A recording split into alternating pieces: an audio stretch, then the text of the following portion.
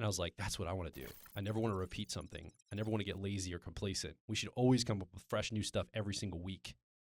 And that can cause trauma to have to come up with that much content all the time, that pressure, right? Hi, welcome back to the Personality Hacker Podcast. My name is Joel Mark Witt. And I'm Antonia Dodge. So today's a special day and a special podcast because this is our 500th episode. Yeah. And first of all, I can't believe we've done 500 episodes in a row.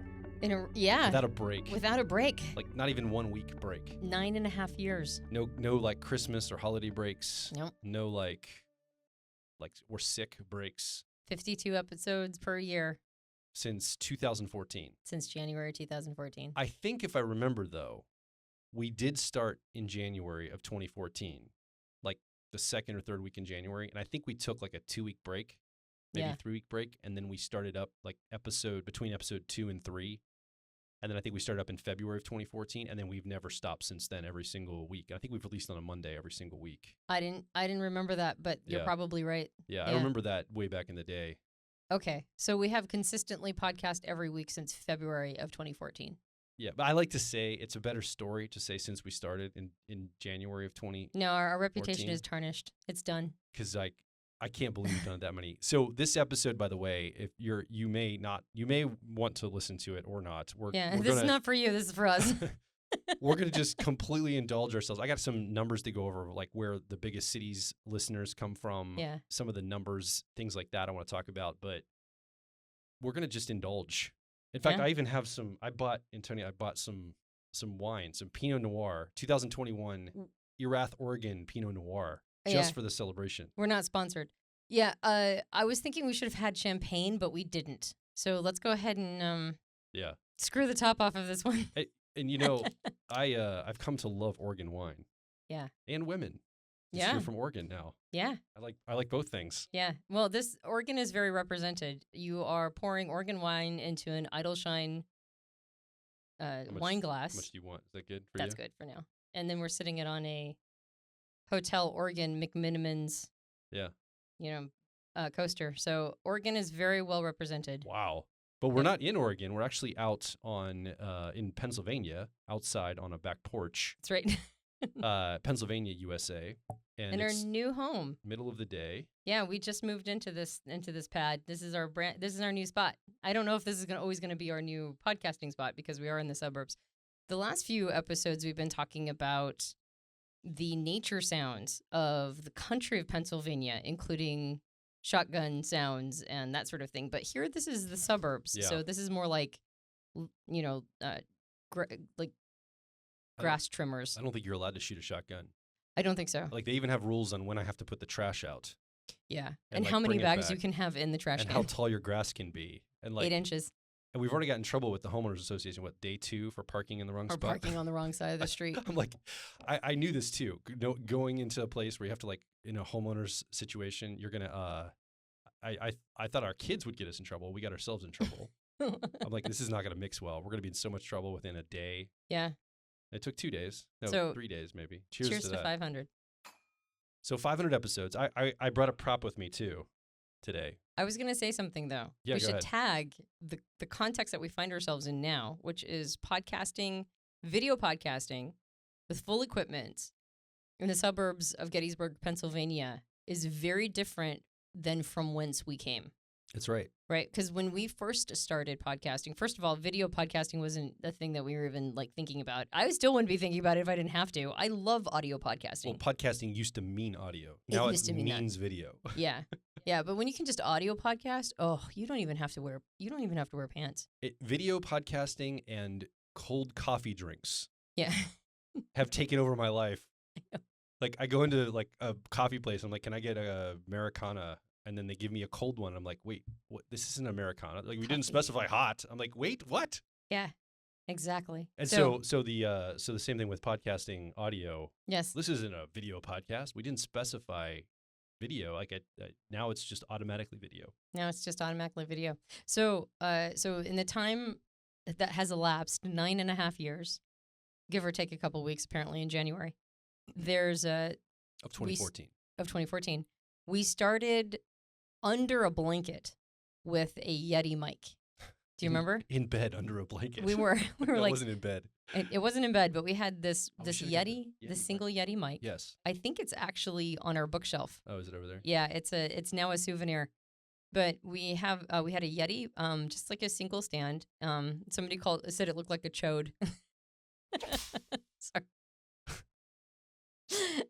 So, Everybody's looking up the word chode now. Is that not a known term? I didn't know it till somebody said it, and then I had to look it up. And I was like, oh, okay, that's what that is. All right. Well, be very careful when you look that word up. So, we had one of those, and we put ourselves under a blanket to soundproof it. And I remember in the summer we were still doing that because I remember it was hot as balls.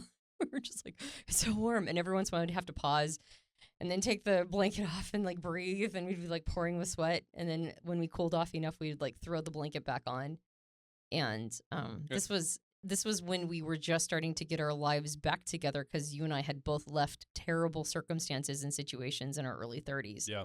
And so we basically both hazed our lives to the ground, and we were restarting everything. So we're in this tiny little apartment in a tiny little town in central Pennsylvania, under a blanket, talking into a chode microphone, and that's the beginning. That's the etymology. Yeah. And now it's it's such a different world. I mean, you talk about moving into our new house right now that we just got. At the time when we started this podcast in 2014, our lives were a little rough. Mm-hmm. We had, like you said, left our faith backgrounds and kind of our lives behind us. We didn't really live our faith backgrounds. We had recalibration around what we believed. I would say left is a nice word for me. I got booted. Yeah. Yeah. But it was a traumatic time. You were going through a separation divorce, leaving your life behind. You're worst friends with him. It's him. Your ex. My ex. I call him my ex-husband-in-law when I introduce him. Him. If you're listening, him. Dan. Hi, Dan. Anyway, you were going through a divorce, separation, and I also had we'd just gone through this. I'd gone through a divorce, separation, and I also had 2 children, my 2 sons who were very young at the time. And going through this, I think I got fired ultimately because I was hanging out with you too much at the time. I got fired. I was trying to travel. I wanted to get fired anyway. It wasn't a problem. Point was, we're trying to get Personality Hacker off the ground, and we have zero money. I mean, zero money. Mm-hmm. We have that Yeti microphone and some equipment that I still had left over from my old podcasting, days when I was trying to do podcasting consulting. And I remember at the time, we didn't have enough money for furniture, and we just had a new baby, Piper, who's just been born. It was way back, right? And then, so at the time, we were in this little apartment. It was so cheap apartment to rent, and we didn't have a bed. But we went into the attic of the apartment, and we found like a queen mattress up there. We found a mattress in the attic. Dirty old attic. Queen mattress, and so we covered it. We bought a sleeve to cover it or whatever, and that's what we slept on the floor. After spending many cans of Lysol. Yes. Trying to get whatever. Vacuuming and Lysol. Right, vacuuming and Lysoling. Yeah. And we were on I think we were on some government assistance to be able to get food and some things. Like it was a pretty tough time, and in the state of that is when we started Personality Hacker. Mm-hmm. Like we started. No furniture for our clothes. They were stacked in piles around the room. We're on a mattress a dirty old mattress we found in our attic. To be fair, we have furniture now, and the clothes are still stacked in piles around the room. So fair enough. I don't know if that was the that was our excuse at the inciting time. Incident. Yeah. Now we do have furniture, albeit a lot of IKEA, but it's still good. Yeah. And but I remember that was like trying to start a business. You don't know what's going to happen with it. A podcast. We're like, I hope this works. In fact, the podcast was kind of a second thought. It was an afterthought. We were really working on getting Personality Hacker was going to be like an assessment where you could take an assessment and then you would get your personality type results, and we would have what at the time we called them starter kits. Now we call them owner's manuals, one for every type, where it teaches you personal growth techniques around yourself. And we're using ourselves as controls and some of the trauma and some of the changes we'd made. And I was like, you know what, we need to start this podcast. And certainly enough, it went very well. And so it helped kick off the business and kick off what we're doing now. And, we find ourselves 9.5 years later in a very different situation. But man, was it grueling work to get here. Like this is not taking a break every single week, going and hustling and moving and just never quitting. And there's been a lot of other personality type podcasts that have started and stopped in the time that we've been doing this. And we're still doing it. Yeah. I'm in awe of that fact. I'm going to take another glass of drink of wine. Yeah, we are unapologetically self-congratulatory over it, that we've been doing this like consistently for so long. And I think it's actually created a rhythm underneath. I mean, we've done this through, deaths in the family. We've done this through kind of terrible things that have happened to us, like, being forcibly ejected from homes and having to, sometimes you and I are not in a great space ourselves in a relationship, and we've like done it through fighting and through, there's so much that has happened and so much drama. Life just brings tons of drama. And and I think we're pretty proud of ourselves for doing it despite all the drama of life and making it through. And I would say our personality types, I have ENFP preferences, ENTP preferences for you. If we look at the cognition that we use, our 3-year-old or inferior cognitive process, I'm not going to go into the details of that, but it's introverted sensing, memory. It's about the consistency, the rhythms, the sticking with something over the long haul. It's supposed to be a weakness of ours, and it is. It is a challenge. Deep uncertainty, deep weakness, and yet we still made this happen somehow. Well, and you can tell that it's been so good for us. Like, integrating that part of who we are has been, I think, just being obligated, having a duty to do this podcast every week, I think it's created a rhythm to our lives. It's like underpinned a lot of other stuff. Yeah. When life has gotten massively chaotic, it's like, but did we get the podcast out? And so I think it all by itself has been, it's us giving our introverted sensing or memory function, it's us giving it space to do what it, to have itself work in our lives, right? It wasn't that we're like, we have to actively do this for our own personal growth and development. We just committed ourselves to it, and it ended up helping us grow.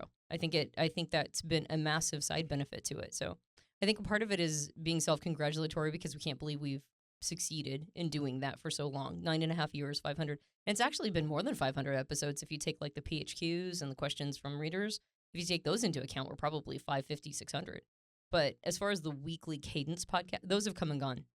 But the weekly cadence podcast has been a routine for this long. And I think I think that in my mind, I use it as an example of the power of integrating the inferior function or integrating that 3-year-old function in the car model.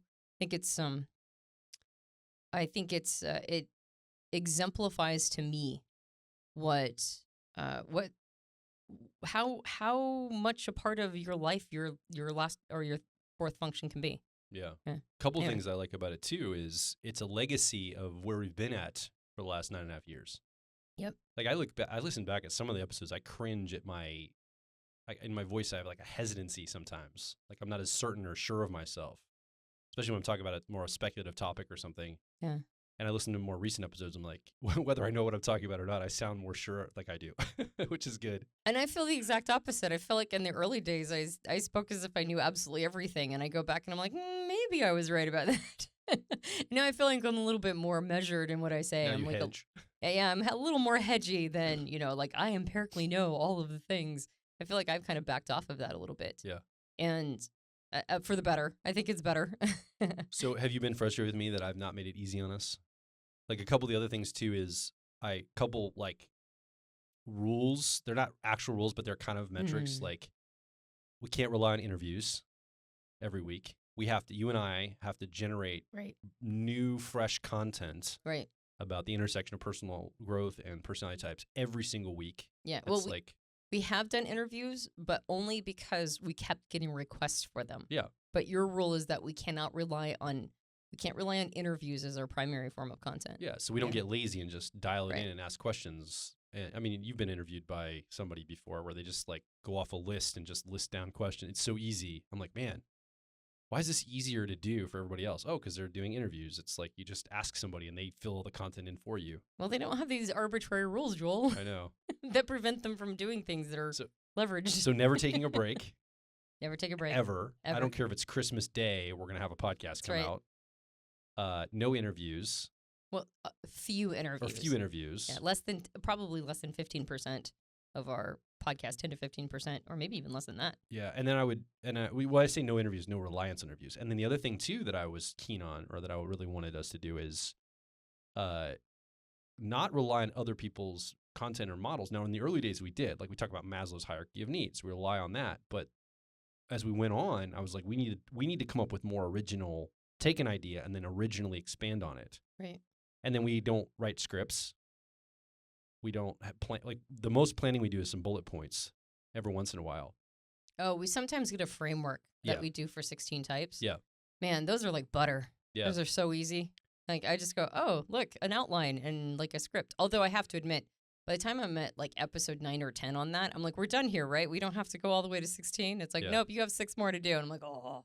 But those, every once in a while, we'll have an outline one where we do 16 types. But yeah, for the most part, everything has been practically extemporaneous speaking. And it's like, what do you want to talk about? Okay, go. And then I have a thing against just doing Zoom calls. Like, if we're going to do an interview, let's bring Dr. Darinardi into the studio. Let's not just try to do it over Zoom. So we got to wait for him to fly in or come in. Or we want to talk to somebody, we got to get him on our stage at one of our live events. Well, because when in the earlier days, I guess this is probably a midpoint, when we would do that, we couldn't rely on other people's technology being very good. So we would have these interviews that the interviews were okay, but man, the audio was terrible. And after like 2 or 3 of those, we're like, yeah, we're not going to do this anymore. We cannot rely on other people's audio to be good. And so now it's the rule. Now they got to be here in person. Yeah. Yeah. So that's some of the things. I think these rules, Joel's iron-fisted rules of podcasting. They're a little snobby. Is that what it is? Yeah, they're a little snob. And also our equipment at this point, you spend a lot of time making sure our equipment is really good. And so there's a little bit of like a Steve Jobs, soldering the name. Perfectionism. That's right. Soldering the name into the motherboard. There's like a little bit of that. But that's okay. I think it's kept the quality good, or at least I think so. And I think, yes, your original question is, did that annoy me? And the answer is unequivocally, yes, absolutely, it's annoyed me. Antonia, do my rules annoy you? Yes. Yes, your perfectionism annoys me. And also, I think it's kept it really good. Yeah. I think I would have never gotten us here. Honestly, I never would have. I'd have crapped out a long time ago. I think it's been the momentum of the two of us, and particularly you, that has driven and made sure that this is quality and it's consistent. And whenever we've had to backdate, anybody who's still listening, and this is a completely self-indulgent episode, so I wouldn't be surprised if nobody's listening, but if anybody's listening and has been with us for a long time, if we had to backdate, if you're like, where's that? Why did the podcast not come out on Monday? That was all me. Like, if we've been late, it's because of me. It's never been Joel. He's always made sure that we are early, if not on time. And I'm always the person who's like, it's going to be fine. Nobody's even going to notice if we backdate. And then for a while there, we were backdating really bad, like for a few months. All me again. And I can't remember. What do you mean by backdating? Because somebody's listening along going, what's backdating? There. Okay. So backdating is on iTunes. You can record something later, but then date it to the time that it was supposed to come out. So really, we didn't really hit every week. Some weeks we'd miss our deadline, but we'd record a couple days after, and then we'd schedule it. We would put the date on the thing 3 days before. Well, so if you go back, you can look at every 7 days there's a podcast hitting, but some of those were recorded in like a cluster and then portioned out. Not very often though did we miss the whole week. Usually we're just a couple days late and then backdated it. That was most common, and that was just a time period. Like, we didn't do that forever. But even then, I think that I probably would have just said, don't worry about it. We'll just miss that week and we'll just do one later. But no, if we didn't make it that Monday, we recorded 2, one for that Monday and one for the next Monday. And so we have made it every week, I think. Yeah. We've made an episode for 52 weeks out of every year for 9.5 years. And I judge people that take time off. I know you do. Like Bill Maher on HBO, and he's like, takes off for the holidays for a month. I'm like, what, you loser? You can't record ahead of time and still schedule it? Like, you have to take off? What are you? Are you really a professional? That's how I feel. But that snobbery served us well, so cheers. Yeah, and I'm noticing, like, even stand-up comedians will like repeat their the same set on different shows. Like they'll go on the Tonight Show, then they'll go on a different show, a morning show, and they're testing the material. Testing material, but they're also they don't have to recreate so much. Mm-hmm. But I remember watching Louis C.K. several years ago, and he was like, I never repeat content. Like every year I come up with new stuff. And I was like, that's what I want to do. I never want to repeat something. I never want to get lazy or complacent. We should always come up with fresh new stuff every single week.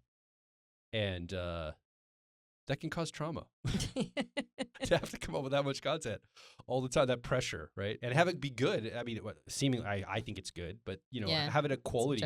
Because there's probably I'd say probably 10 or 15 episodes we've recorded never released. We trashed them. We did one on profanity once. And you're like, we cannot release this. We can't release this one. I just started dropping the F-bomb right at the beginning. Yeah. And we just get into and I'm just like, just the amount of offense of the things that both of us said, particularly me, because I just took the filter off. We cannot really. I think I even erased it off my hard drive so it would never accidentally get out because it was so awful. That's good to know. Actually, it was really bad. I expunged it. It was so bad. Yeah, good. I'm glad. Other ones haven't been like that. They've just been like, it's not that great. We had a high podcast that went on for 4 hours. Yeah. And we didn't do that one either. We never released that? Yeah. We didn't release that one. It just kept going. You kept telling me to get more high, and then you kept asking me questions, and I didn't even know who I was anymore. I was just I don't think that one's That's why they don't work very well. Yeah. So, but we did do the drinking one. I was trying to get to the 4 hour and 20-minute mark. Yeah. On the high podcast. Did we make it? I don't even know. That's what I was trying to do. And then we did that. I went back to check, by the way, all the other 100 episode ones. And we had a message in all of those. Because we did one at 100, 200, 300, 400. Now we're at 500. Yeah. And we had a message that talked about where we were at that time period and what our mission was and who Personality Hacker is and where we're going. And I feel like at 500. And now we're just drinking wine and I'm just talking shit. I'm just drinking wine and talking about stuff. I don't even know. But there's a couple episodes that I think got nuked because of how mad we were at each other.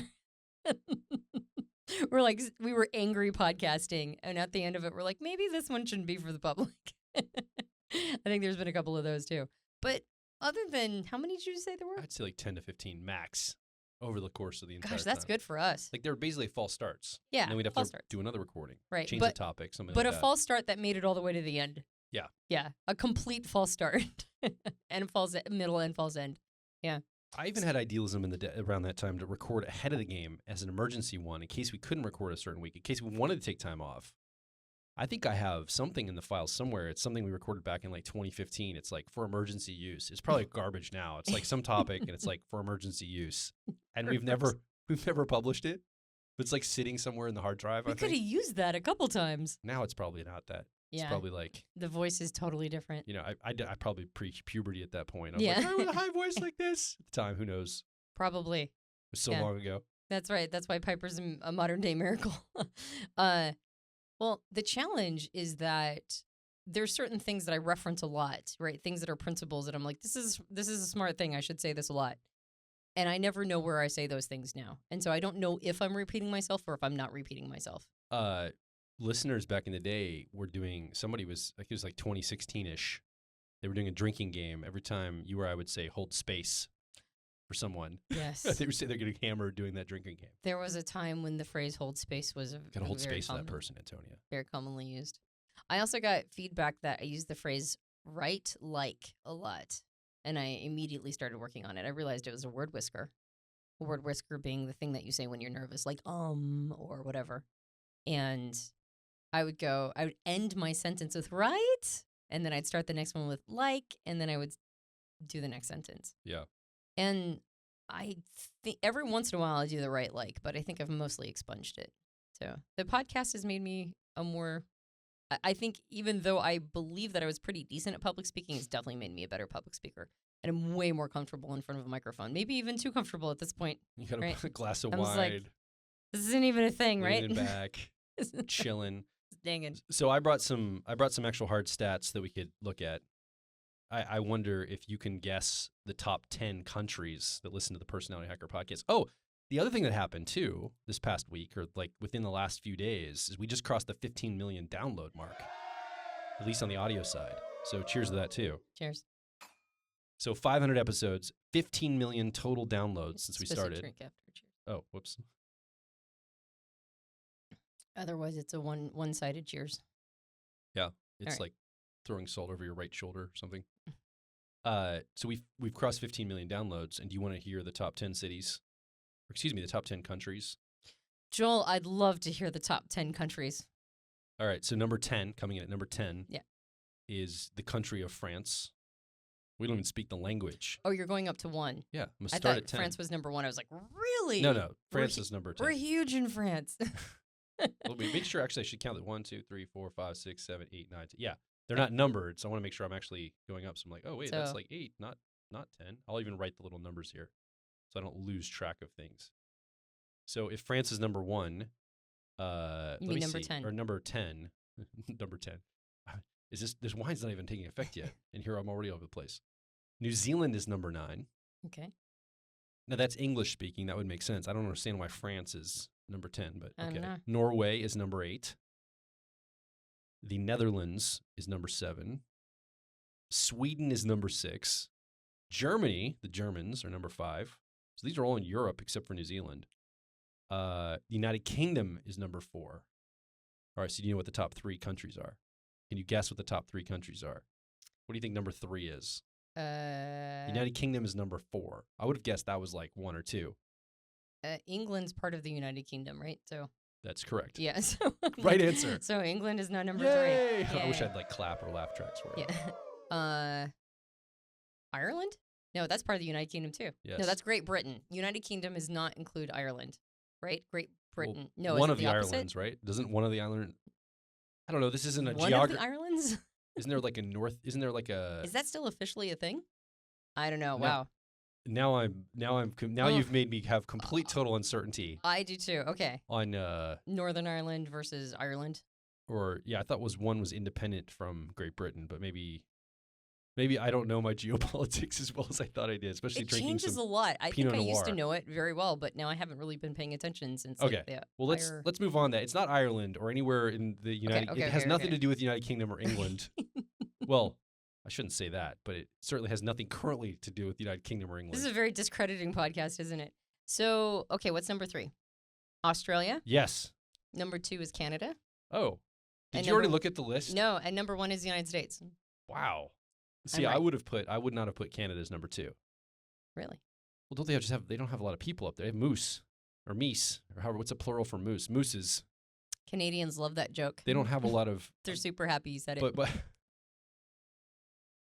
my point is that the United Kingdom or Australia doesn't Australia have more people than Canada? Or So no? this is what I learned about Australians when I started getting into internet marketing. Wait, maybe Canada does have more people than Australia. I don't know. Yes, I bet it does. Yeah, it probably does. I don't know though. I have no idea. It's probably and 100 million or 150 million in Canada. Yeah. I don't know. Yes. Yeah. And what I know about Australians is that they love, or at least they did at one time, and I'm assuming this is still accurate, information products. Yeah. And anything that connects them basically to the Western world, even though it's digital. And so I think that they tend to be really like very high podcast numbers for, like English speaking podcasts and stuff. Because they're isolated from all of us. So they have to travel to everything and get That's on right. everything to watch. And That's right. And they're also a different time zone than the rest of us in the Mhm. Western world. Yep. Not So- different time zone, but on the kind of a different side of the world. So they probably have to work a lot harder. That's a to get different time access. zone. But we're also a different time zone than England. I'm saying That's right. they're yeah. like a radically right. different time of day, night cycle. Yeah, yeah. Like Europe and the United States can kind of do business with each other. Right. You get over to Australia, it's kind of a weird off Yeah. kilter. Yeah. All right. So have we done enough sufficient ignorance of geopolitical population? I just would have a list here, and now I completely made a fool of myself. Which We're is drinking. fine. It's okay. So United States is number 1. Can you guess which states in the United States are number 1? I think I know this one. And we can go from bottom or top, whatever. Do you know who's number 1? California. California is number 1. I am actually impressed. Number 2? New York. No. Ooh, okay. Florida? It's one of the places the Californians are fleeing to. Texas? Texas Okay. is number 2. Yeah. And I think Texas is way up there in population too. And then number 3, I think you already said it, New York Florida. or Florida? So Number 3. California, Texas, and Florida. Okay. All sunny, warm places. Yeah. Makes me happy. New York is number 4, and that's probably just from the sheer number of population in New York City, I'm guessing. Yeah. Illinois is number 5. I'm guessing Chicago has a lot of influence on Illinois being number 5, unless there's a lot of people in rural Illinois.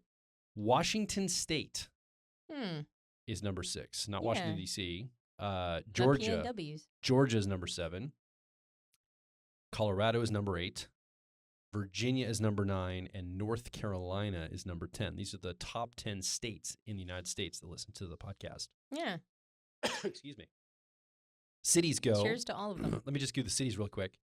I'll start at the bottom. I think this is the top 30 cities. Do we have to do all 30? No, we don't. I can start it. Let me start it. Let's just do top 10. All right, top 10. Portland, Oregon is number 10. Idleshine. Denver is number 9. Atlanta is number 8. Seattle-Tacoma area is number 7. I wasn't paying attention. I was just shouting out. Chicago is 6. Portlanders. Dallas-Fort Worth area is number 4. I thought Austin would be up there, but it's not. I think Dallas-Fort Worth might be sucking all the energy out of Texas. Washington, D.C. is number 4. Oh, wait. Did I do this out of order? Let's see. 1, 2, 3, 4, 5, 6, 7, 8, 9, 10. Oh, yeah.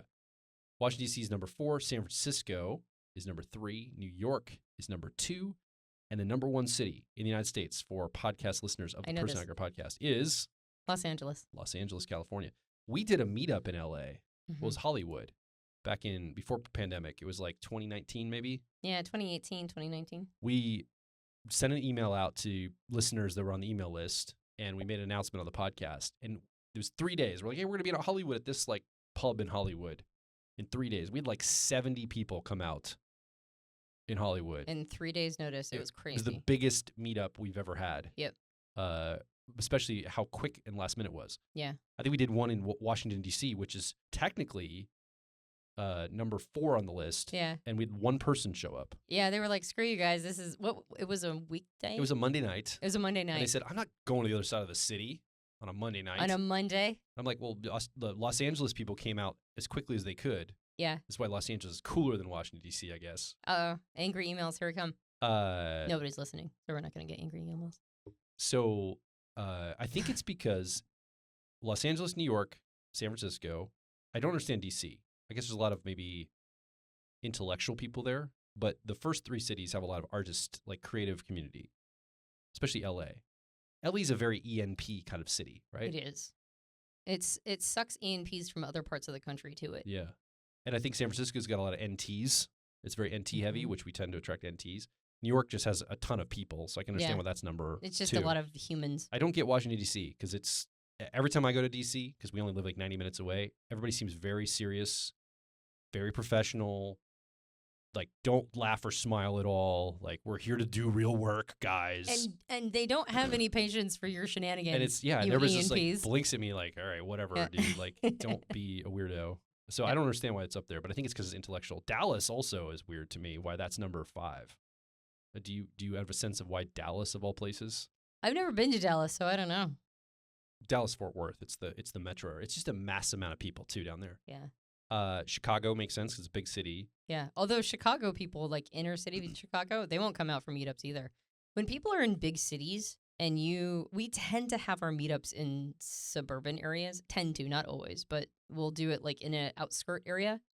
People in the city, they're like, I'm not driving 30 minutes outside the city to go to a meetup. And yet at that same meetup, we'll have somebody who like drove 7 hours from way outside the city, the other direction. They drove 7 hours for it. But in the city, people are like, yeah, screw that. I'm not. Yeah, we won't even do an Uber. Like we did out by O'Hare Airport in Chicago. Yeah. And we had a few Chicagoans in the area come. Yeah. So, some diehard fans, some lovely people. People drove from Iowa. Shout out to Dominic. And Nebraska. Yeah. And freaking like Kansas. Yeah. Like they drove from southern Illinois or Indiana to get there, Indianapolis. And the Chicagoans are like, 30 minutes, I'm not going anywhere. That's right, screw that. And so that was something we learned about Chicago is people in Chicago don't travel anywhere unless it's like next door to them, I guess. Yeah, exactly. And with Washington, D.C., they're like, oh, you just can't do it midweek, but do brunch.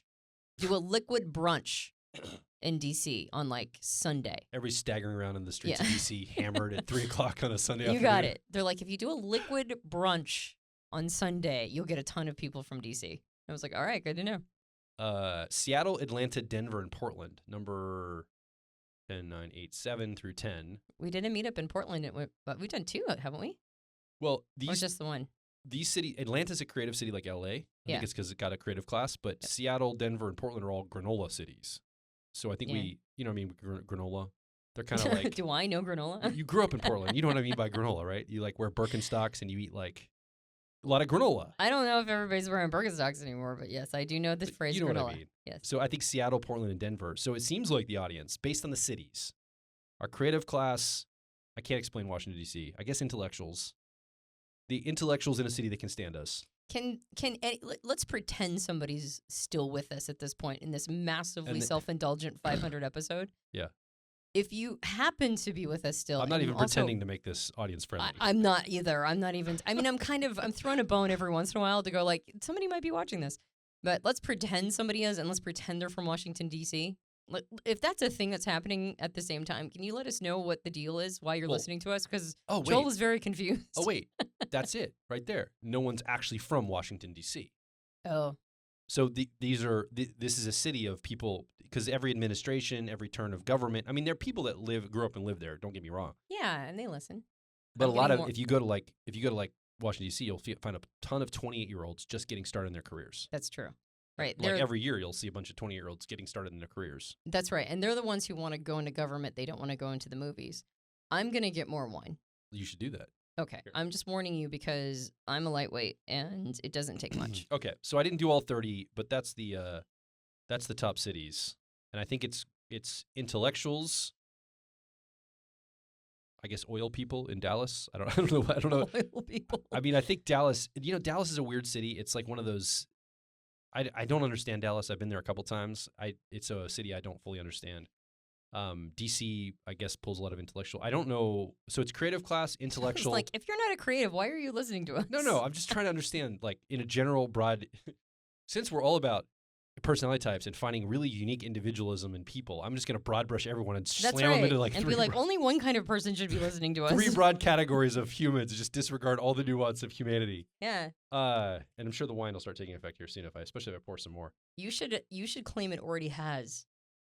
After all that, it probably has. I just don't know. Ireland and Great Britain or United Kingdom? Okay, it's in United Kingdom, not Great Britain. Great Britain is England, Wales, and Scotland. Yeah. Okay. United Kingdom includes Ireland. I hope I'm right about that. If I'm not, it's the hooch talking. All right. I don't want to be that discredited. So we did record a drinking podcast before, but this is going to be kind of a 2.0, I guess. This is the 500th drinking episode. What were we just talking about? So the 3 broad categories of types, not nuanced in personality, are I would say intellectuals, creatives, and granolas. And I would say I'm a little of all 3. Yeah. Yeah, I think I identify with all 3. It's a reflection of Joel Mark Witt. Yeah. Would you say you're an intellectual, granola, creative? Can you think of any other categories of people? Well, to be fair, introverted feeling or authenticity is way down the stack for me. Yeah. So I actually don't know what I am. Like, I have no idea. Yeah. I just talk a lot and say stuff.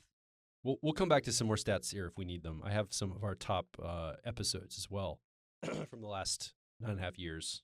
Like, I think the top 20 episodes. I don't think you'll be surprised on those at all.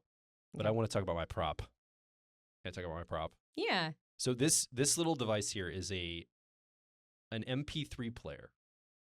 So for Christmas, I think it was 2006. It might have been 2005. My mom got me a gift card for Christmas. It was someplace like Walmart or something. I don't know what it was. But I had this gift card. I think it was like $50. I'm like, what am I going to use this gift card for? I don't know. So I'm pretty sure it was Walmart here in the United States. It's like if you're from out of the country of the United States, it's like a big, like it's a store that has everything you could possibly need and want. And people in the United States make fun of it because it's usually inexpensive or cheaper made products. And it's not that great of a place to go to, but they do have cheap things. So every small town has one. So we all do. Every small town has one often. And so the small town I was living at the time had one. So she got me a gift card for it. So anyway, I go in 2005, 2006. I hadn't, this is the first MP3 player I ever got. And I was like, you know what? I want that MP3 player. It was like $40 or something. And if you look at it, if you're watching back on camera, you'll see this comes apart. And I'll explain the reason why. So back in 2006, I think it was 2006 when I got this, if you wanted to listen to music or a podcast or anything, but music, let's just say music, we didn't have phones till 2007, 2008, smartphones. So you had to go and get a MP3 device like this. And this one pulls apart, and you can see there's a USB port, and you can plug it into your computer, and you can download music. This is 1 gig storage. You could download music or files, podcast files. So that was a lot back then. Full gig. A full gig, yeah. I mean, it could store a lot of music. And they did have iPods. Yeah. At the time, but I didn't want an iPod because I think they were expensive. I just got this. So I got this, and I'm like, you know what? I put some music on it, MP3s. And I thought, I want to listen to this new thing, podcasts, right? I hear about these ideas of podcasts. So, and I had been since the age of 11 or 12, I'd been doing radio. My father was on a radio station in Pittsburgh where I grew up. And I was helping him run the radio boards and the audio equipment like when I'm 11 years old, right? So I've been doing radio a long time, production stuff. So I'm like, I want to listen to this new thing, podcast, because it's kind of like the new way of radio on the internet. But you had to take this, you had to go and find an RSS feed, which how you found podcasts. You had to get the feed, download the podcasts onto your computer, and then transfer them onto this, and then take this, plug your headphones in. You could charge it, put batteries in. You could go and take a walk, and you could listen to something off of this. I remember my best friend Katie was the one who every once in a while I talk about her because she died in 2010, and it was heartbreaking. Way back, I was still living in Portland. It had to have been about 2004, 2005. She started talking about podcasts, and she would download them and listen to them on a little MP3 player or whatever. And I was like, what is this podcast thing? And she kind of tried to explain it. She's like, it's like a show, but you download it. And I'm like, well, just listen to the radio. I didn't get it. You I was dummy, just listen to the radio. Yeah, why would you go to all the work of downloading something? And she's like, and I remember wanting to leave at one point, and she's like, wait a minute, my podcast is downloading. I just remember being annoyed. It's what is this thing even? And so that was early days of podcasting. Oh, yeah. Yeah, early. How did she even discover it, I wonder? Probably just on the internet. Oof. And YouTube came out, it was started up in 2005. Was it really? So when we say podcasts, if you're young and you're watching this on YouTube, there was no YouTube before 2005. And even in 2005, 2006, even up till maybe the first 5 years of YouTube, it's cat videos, and that the evolution of Dance Guy was the number one video for a while. There was no PewDiePie. There was no gaming streaming system or stuff. No Discords. There were certainly no podcasts on YouTube the way they are now. Yeah. So anyway, you had to download, and it was audio only. Twitch, I meant. Yeah, Twitch, which used to be Justin TV back in the day, and they became Twitch. And I just found that out recently. So anyway, you had to download stuff on here. So I'm like, all right, I'm going to find a podcast. So I'm searching on the iTunes, because iTunes had just now started to index podcasts. It's this brand new thing where you could find them in one centralized place rather than having to find them all over the internet, which is really nice. So I look up media. I'm into media, and I've always wanted to be in production and media and all this. So I look up, this is 2005, 2006, media, and I find out this podcast being recorded called This Week in Media. And I download a few episodes, I start listening to it, and they start talking about podcasting, and everybody that's kind of into podcasting is talking about podcasting, and it's mostly podcasts about podcasts, because that's what happens when industry starts up. Most crypto shows are talking about crypto because they're into crypto stuff. And how Myers-Briggs people talk, or MBTI, which is what everybody calls it now, is just talking about MBTI things. Yeah. And woo! Uh-oh. The wine's kicking in. The wine's kicking in. The wine and is whether kicking in. Whether or not people who claim to be certain types through their type. Yeah. That's the sophistication of the community that we've built, or the Myers-Briggs system is built. Uh-oh, I think. You talk. I'm going to see if I can fix my microphone. All right. So I'll keep talking about my MP3 player. So this MP3 player, the reason I'm bringing it up is this is the entire reason that I'm even sitting here talking to you. It's the reason I'm married to you, the reason I know you, and the reason you watching or listening right now are hearing my voice. If it hadn't been for this MP3 player, I may not be in this position right now. This like literally changed my life, the etymology of this. So I started listening to this podcast called This Week in Media, and they're talking about podcasting starting up, and they were talking about these two guys, Chris Penn and Chris Brogan in Boston, are starting up this thing called PodCamps. which is it's like an open sourced community event that no one owns or charges for, and you just kind of go and show up at like a college campus somewhere that they've rented out for the day on a Saturday. Everybody comes together and they create a schedule of what's going to happen that day, and everybody talks about what they like about podcasting and give advice and kind of share information and try to figure it out together like a community. Like, that sounds amazing. So I hear about this, I look it up, and I find PodCamps. And there's one in Pittsburgh, Pennsylvania, near where I live. Or, excuse me, Baltimore maybe at the time. I guess I was living in Baltimore at the time, right? Yeah, I would have been living in Baltimore at the time. But there was one in Pittsburgh. So I actually drove up to Pittsburgh to attend it. And I thought to myself, well, I can't just go attend this thing. I'm going to go to this thing, and it's open source, and anybody can speak. I might as well go and I might as well speak at this thing, because that's the best way to meet people and get leverage. Like, I don't know anything about podcasting. I had been in radio, though. So I'm like, well, I'll just take my background in media production, radio, and I'll go up there and I'll give like 10 ways to make your production higher quality or something so I can get a speaking gig. So I speak there, and it goes well. I mean, I just discovered this thing exists. Yeah. I'm going to go speak at a conference. Very ENFP of me, right? So basically, I meet Chris Brogan at this event, which is, if you don't know who he was big in the podcasting space back in the day. He's into social media. He's written multiple books, like Trust Agents, I think is the book and stuff. And he had just kind of getting his career started as well as a consultant. I meet him there and a bunch of other people. And I'm like, this is amazing. This is the internet now, internet radio. Like, this is going to be a thing. And when I say this is going to be a thing, no one knew what it was at the time. But I'm like, this is kind of like crypto now. Yeah. Or maybe crypto like 3 years ago. Right. Everybody's like, who knows? Like, no one knew about it, but everybody that knew, like, first learned about it was like, this is probably going to be a big thing. It was like crypto at that time. And so I'm like, something's going to be coming of this. This is, again, pre-iPhone. And I'm like, I want to start doing this. So I created a company and like a consulting company immediately around trying to help people understand social media and how to market and how to create podcasting. I was working at the Maryland Zoo at the time, and I thought, well, we need a podcast there. I'm going to do a video thing. We shot some video for YouTube. And I started going to these podcamps and speaking at anyone I could possibly speak at. I think I was in Pittsburgh, Baltimore, Philadelphia. Like, I went to ones in the South. I went out west, one in California. I spoke at the New Media Expo in California. And some of these, like, I didn't have any money. Man, I was starting the process of like going through my divorce situation. And I remember getting invited to speak at the New Media Expo in, I think, Las Vegas. And I had like no money on me, but I was like, yeah, I'll speak there. So I got a ticket I was going to pay somebody back for. I got out to like Las Vegas, and I just had a backpack on my back and like, I think $13 on me. I'd found like some change. I mean, I was really, really broke. Really broke. I was paying trying to pay child support and stuff, and I just didn't have any cash. So I got up on stage and I gave my talk the day, because I flew in early that morning and gave my talk. And I remember like, I just had my backpack. I sit on the side of the stage. Afterward, I put my backpack back on. They didn't pay you to speak, right? It was an opportunity to get your stuff out there. Right. I remember just like sleeping in the hotel lobby that night, just kind of hanging out, avoiding getting kicked out of the place, and being part of the conference. Kept dropping hints to people like, hey, you have any extra space in your hotel room? I could kind of crash to the floor to people I was meeting and stuff, trying to find some place, and I never found anybody. Didn't you buy lunch or dinner from one of those whirlwind dollar machines? Oh, yeah. Like, you go in there and you grab as much cash as you can. Those trade show floor machines where they get you to come to their booth, right, with some gimmick. Right.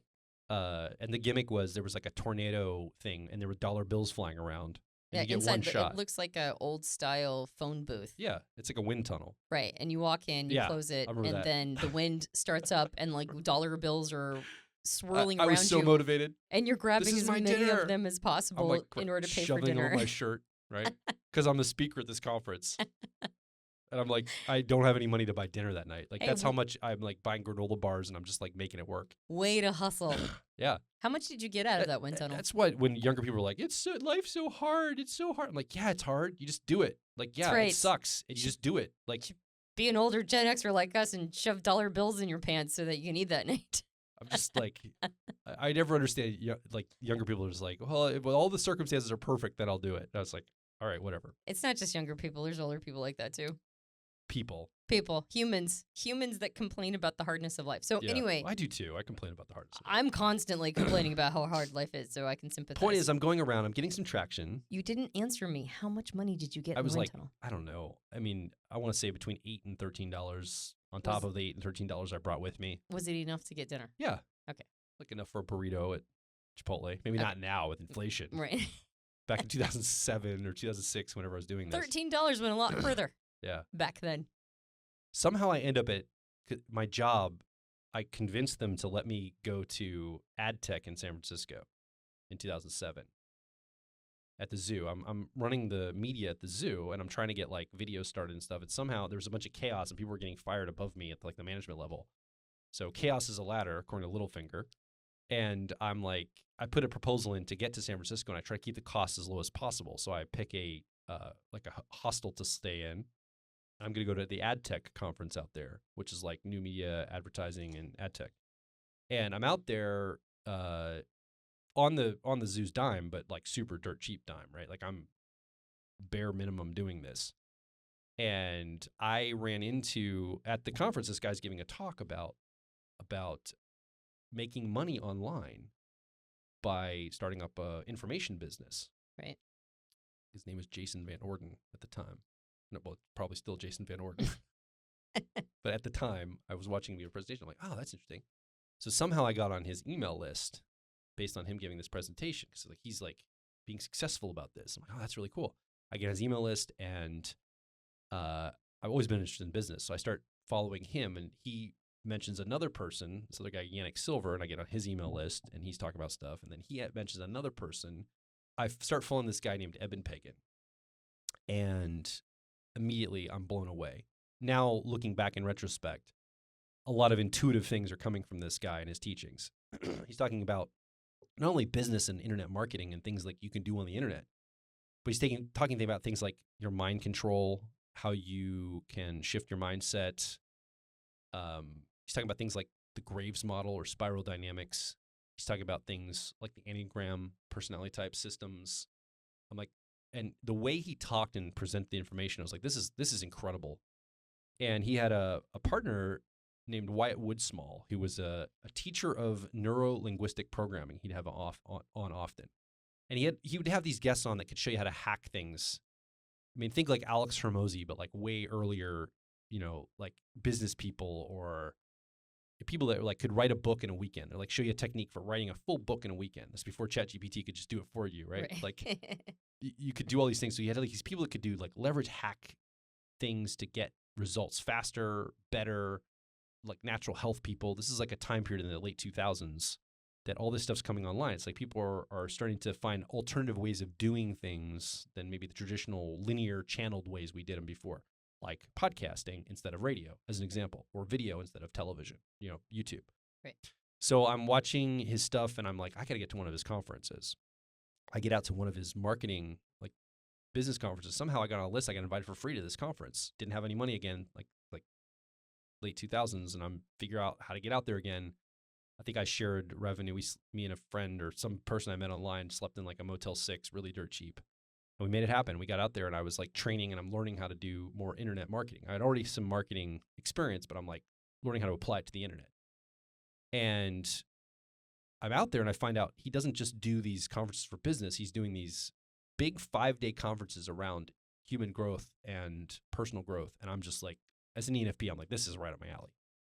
And he had one called Mind Control he was going to do, which was talking about, how to take control of your mindset and all of this. He had one called The Master Map of Success, I think, which is about the Graves model, spiral dynamics. And I tried to go to both of those. I couldn't go to both of those. I went to both of those. You were both of those. Wait, what was the one before the Master Map? Mind Control. Yep, I was at Mind Control too. And and then one was coming up in the fall, in October for neuro-linguistic programming, NLP. Mm-hmm. I'm like, I got to go to this one. And, I have no money. I'm going through a divorce and a separation. It's just a mess. And somehow I'm thinking I got invited to speak that same weekend at another conference in Las Vegas. This was happening in Los Angeles. And I remember thinking, oh man, I should probably go speak at that new media conference to drum up business for my consulting business I'm trying to get off the ground. Because I got a day job, and then the evenings and weekends I'm hustling like crazy trying to get this consulting business going. Right. I should probably go speak, but something kept drawing me to this 5-day event. It was like $2,000. I don't have $2,000. They had payment plans, and it was clear in California. I can't get to California, but I probably could borrow something to get a plane ticket. I'm like, all right, well, for some reason, I'm going to go to this NLP conference. I end up flying out there. And I think, was it day 2 or 3? This young woman bounces up to me in this bubbly nature. Her name was Antonia Dodge. And she started conversing with me and Conversing with you is a nice way flirting. of saying hitting on you. Hitting on me, flirting with me. And I was completely smitten. And that's how I met you, actually. Yep. Well, actually, you invited me to go to Santa Monica that night. Or excuse me, I was going to go to Santa Monica that night. And you invited me to come to this raw food restaurant in Orange County in near Los Angeles.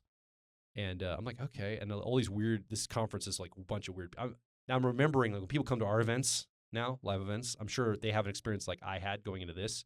Like, what in the world are these people about? These are weirdos. They're into all this weird stuff like NLP and mind technologies and personality types. And I mean, it's right up my alley. I love it. But like, I'm like a Pennsylvania boy, pretty sheltered, not exposed to like Los Angeles, California culture, like drug scene at all. I remember getting in the car to go to this like Whole Foods restaurant with you or whatever it was. Raw food, vegan restaurant.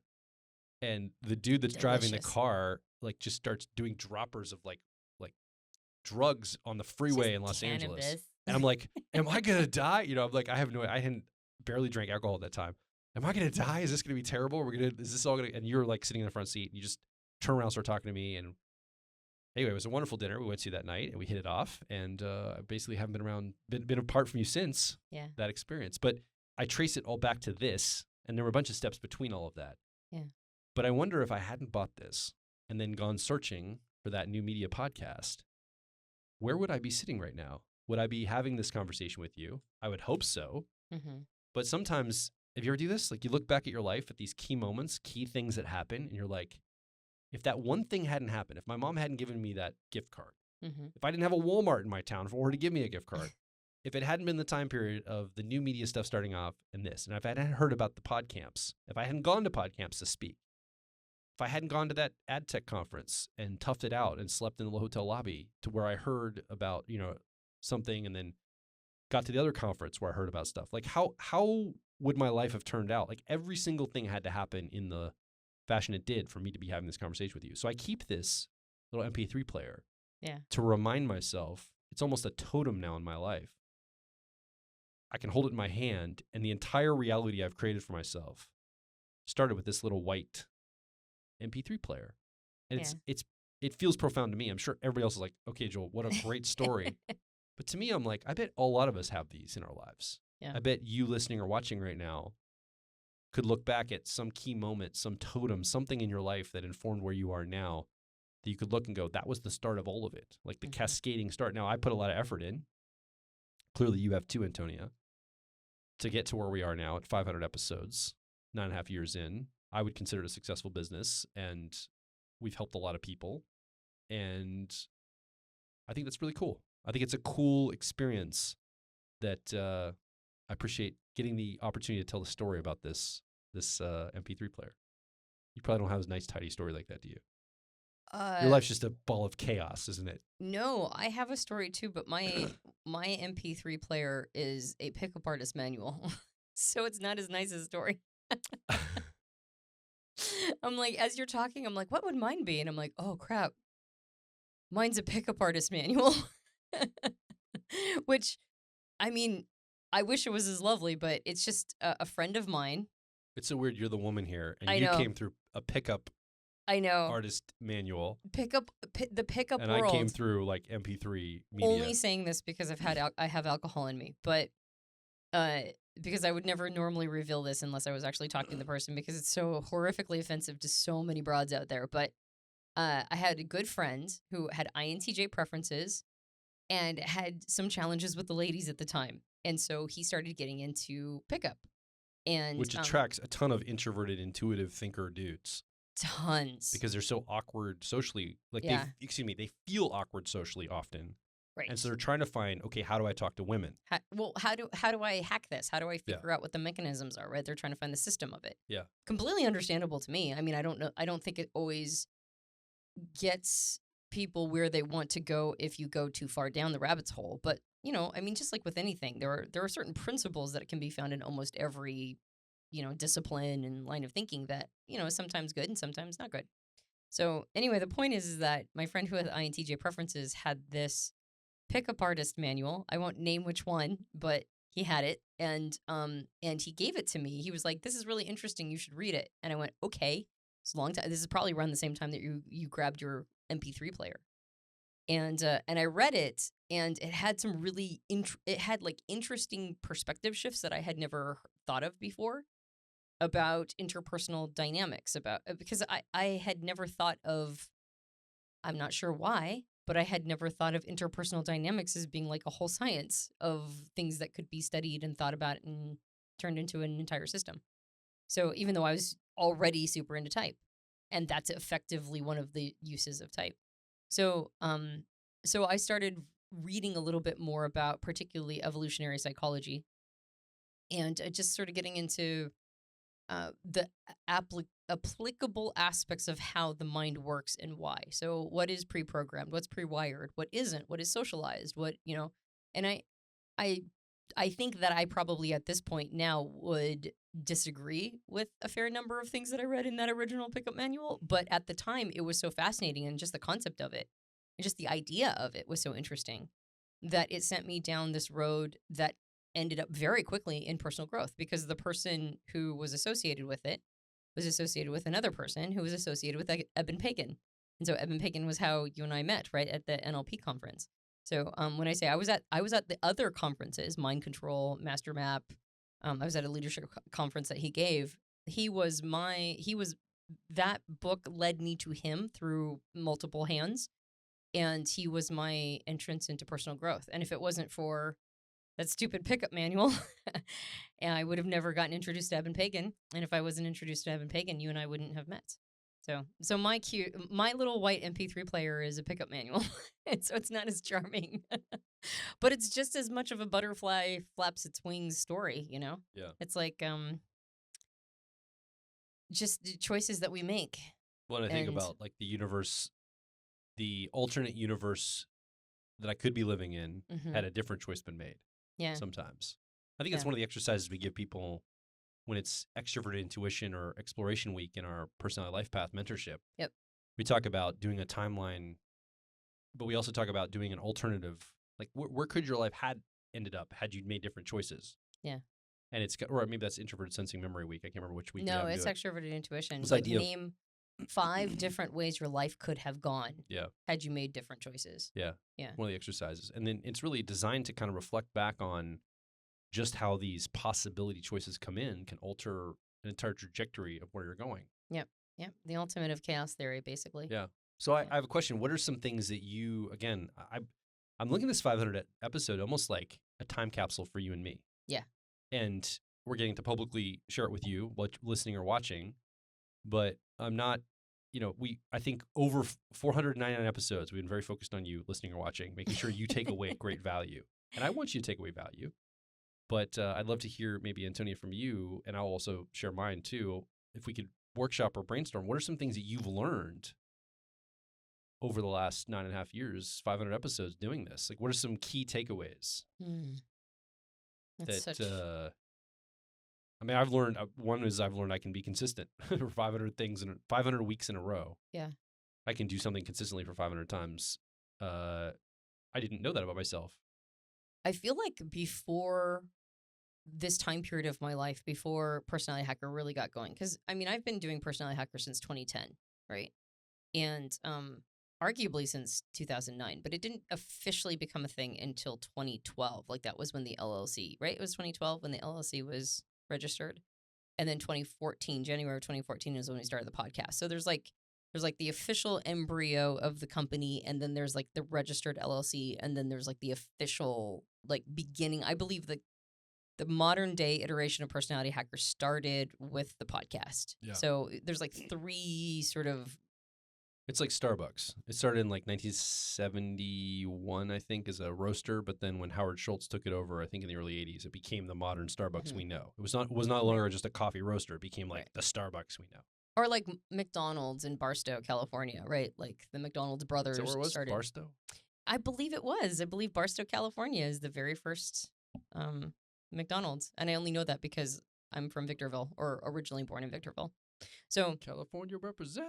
yeah, but I'm Oregon all the way today. So I feel like there's like these multiple time periods of starting, but January 2014 really marks like the beginning of like something significant. Yeah. Before that, it all kind of felt like I was playing at it, or not playing at it, but just trying to get my legs under me. And it feels like from that point forward, I was gathering Lego pieces. Like my whole life, I've been sort of like gathering these Lego pieces, and not 100% sure what it's going to take form in later. I just know it's like, oh, that one, I'm going to need that one.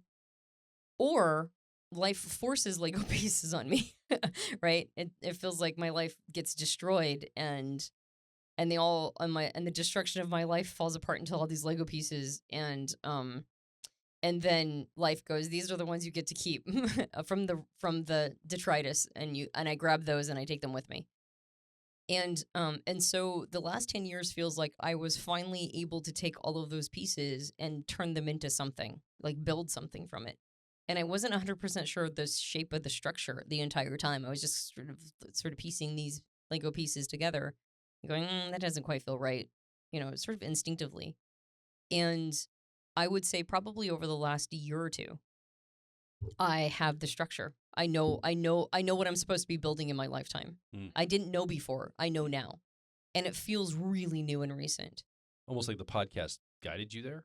Like, it's definitely been a Lego piece. Yeah. Well, what the podcast did is it taught me in multiple things. Yeah, okay, so let's get back to the podcast, not just Antonia Dodge's Lego piece land. But that's okay too. Yeah. So I think what the podcast did is, number one, it told me not to give two shits about other people's opinion, which I still kind of care about it. Like there's a lot of my brother says, and I've said this before on the podcast, but if you haven't heard it before, my brother, who is a very famous science fiction writer, says, if nobody's talking shit about you on the internet, it's because they've never heard of you. So there is a thing that all communities do, which is individuals, in order to puff themselves up and make themselves feel like they are an expert in an industry in which they have no power or influence and they have really no voice, they look for people who have a voice and they do their best to destroy them or take them down, right? To knock them down a peg. And this gives those people an inflated sense of superiority or credibility or whatever it is that they need. And so like, nobody wants to believe that their single opinion that they're throwing in the echo chamber of the internet is like actually meaningless pieces of digital data. They don't want to believe that. They want to think that they're like, and that makes sense because everyone wants to believe that they're good at what they're interested in. So there's noble and less noble ways of doing that. The noble way of doing that is offering help and assistance, right? And doing what you can to offer what you've learned in behalf of other people. And there's a commenter on our YouTube videos who does this almost like lots of our YouTube videos, ends up with one of their comments. And I actually, weirdly enough, even though they're almost always disagreeing with us or like adding something that's in disagreement, I kind of appreciate them because I understand their intent. I can feel their intent. They're super into socionics. They wish everybody was into socionics. And I can feel the intent is very positive. It's like they want good things for other people. They just think everybody else is, misinformed. Not a problem, right? Throw a million of those at me every day, all day. That's fine. But then there's these people who like go around and like, that person's not that type. I mean, I've always said that my pet peeve is like running around telling everybody they're not the type that they think they are, particularly if they're an influencer or influential in this community. And I think it's because it's like it's as lowbrow as it gets, right? It's like let a person have their own journey. Allow them to figure out their best fit type over time. The other thing is that people who do this tend to not understand type development. They only understand type as a static thing, a static thing. Like it's like an image in their head.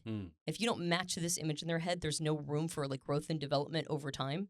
So if you're not, say, a chaos agent ENTP who has figured out the limitations of one's like quote unquote problem of psychological type, as Jung called it, if you cannot course correct, you cannot self-correct for your own preferences.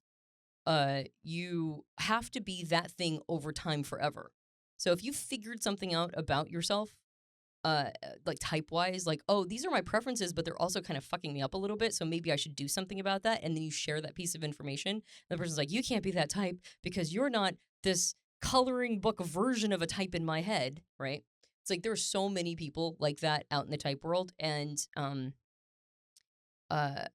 you just have to not care about them. You just have to see them as people whose one little tiny comment they're really hoping will have like massive impact in the world, but really it might as well be like a castle in the sand. It's going away. Yeah. So what's the point of all of this if it's not us throwing all of our little digital statements at each other? The point is, are you helping people or aren't you? Are you having an actual impact or aren't you? And so what the podcast taught me is that there's going to be a ton of that coming my direction. There's going to be a ton of people telling me that I'm, like you'll make fun of librarians in the INFP podcast and we'll get a gajillion emails from angry INFP librarians. Or I'll make some like casual statement over here about something, and then I'll get all these like emails about how I'm not being a good whatever, right? Like I'm not doing that right.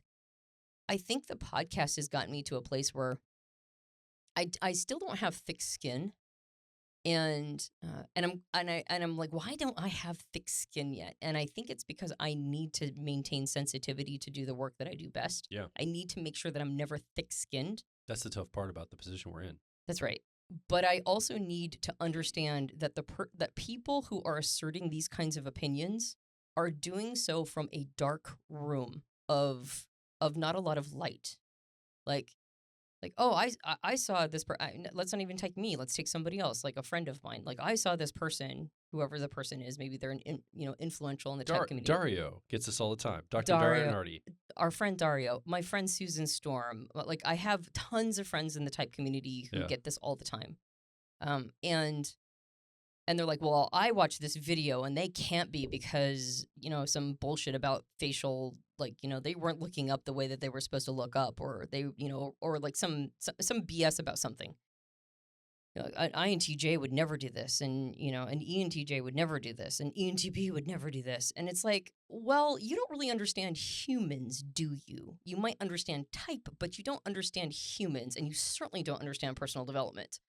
So that's a very dark room from which, like, all of these, I would almost call them accusations, because that's what they are. They sound like accusations, right? Like, you don't know what you're talking about. It's like, okay, let's pretend you're totally right. Anonymous random person who doesn't even have your real name in the handle. Like, let's pretend you're totally right. So now what do? Let's make the world a better place, starting from, tell me what that is. Okay, you're right. Everybody's been mistyped.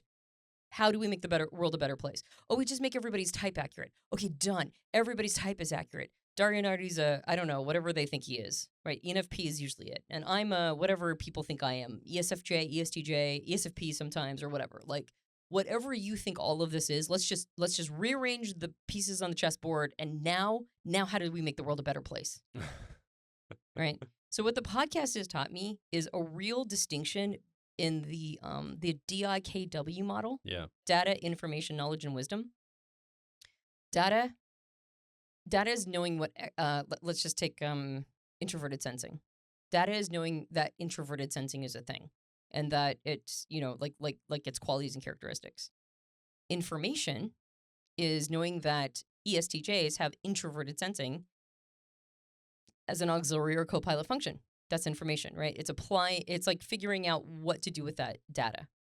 Knowledge is realizing that introverted sensing is an auxiliary function, and in Dr. John Beebe's model, as a parent function, or associated with parent archetype energy, is going to show up most often in helping other people. So introverted sensing or memory is going to be in like a parent role for an ESTJ. That's knowledge, right? And applying that and going, maybe I should self-parent with introverted sensing, and maybe I should be applying this to myself, and how would this look if I like helped other people out with this, blah, blah, blah, blah. And wisdom is knowing when introverted sensing or memory is the wrong tool for the job.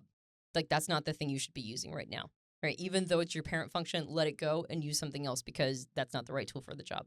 Okay, data, information, knowledge, wisdom, DIKW. And I think what the podcast has taught me is a very clear distinction between all of these things based on responses from podcast listeners. Yeah. Because I can tell when somebody is in a data relationship with type. I can tell when they're in an information relationship with type.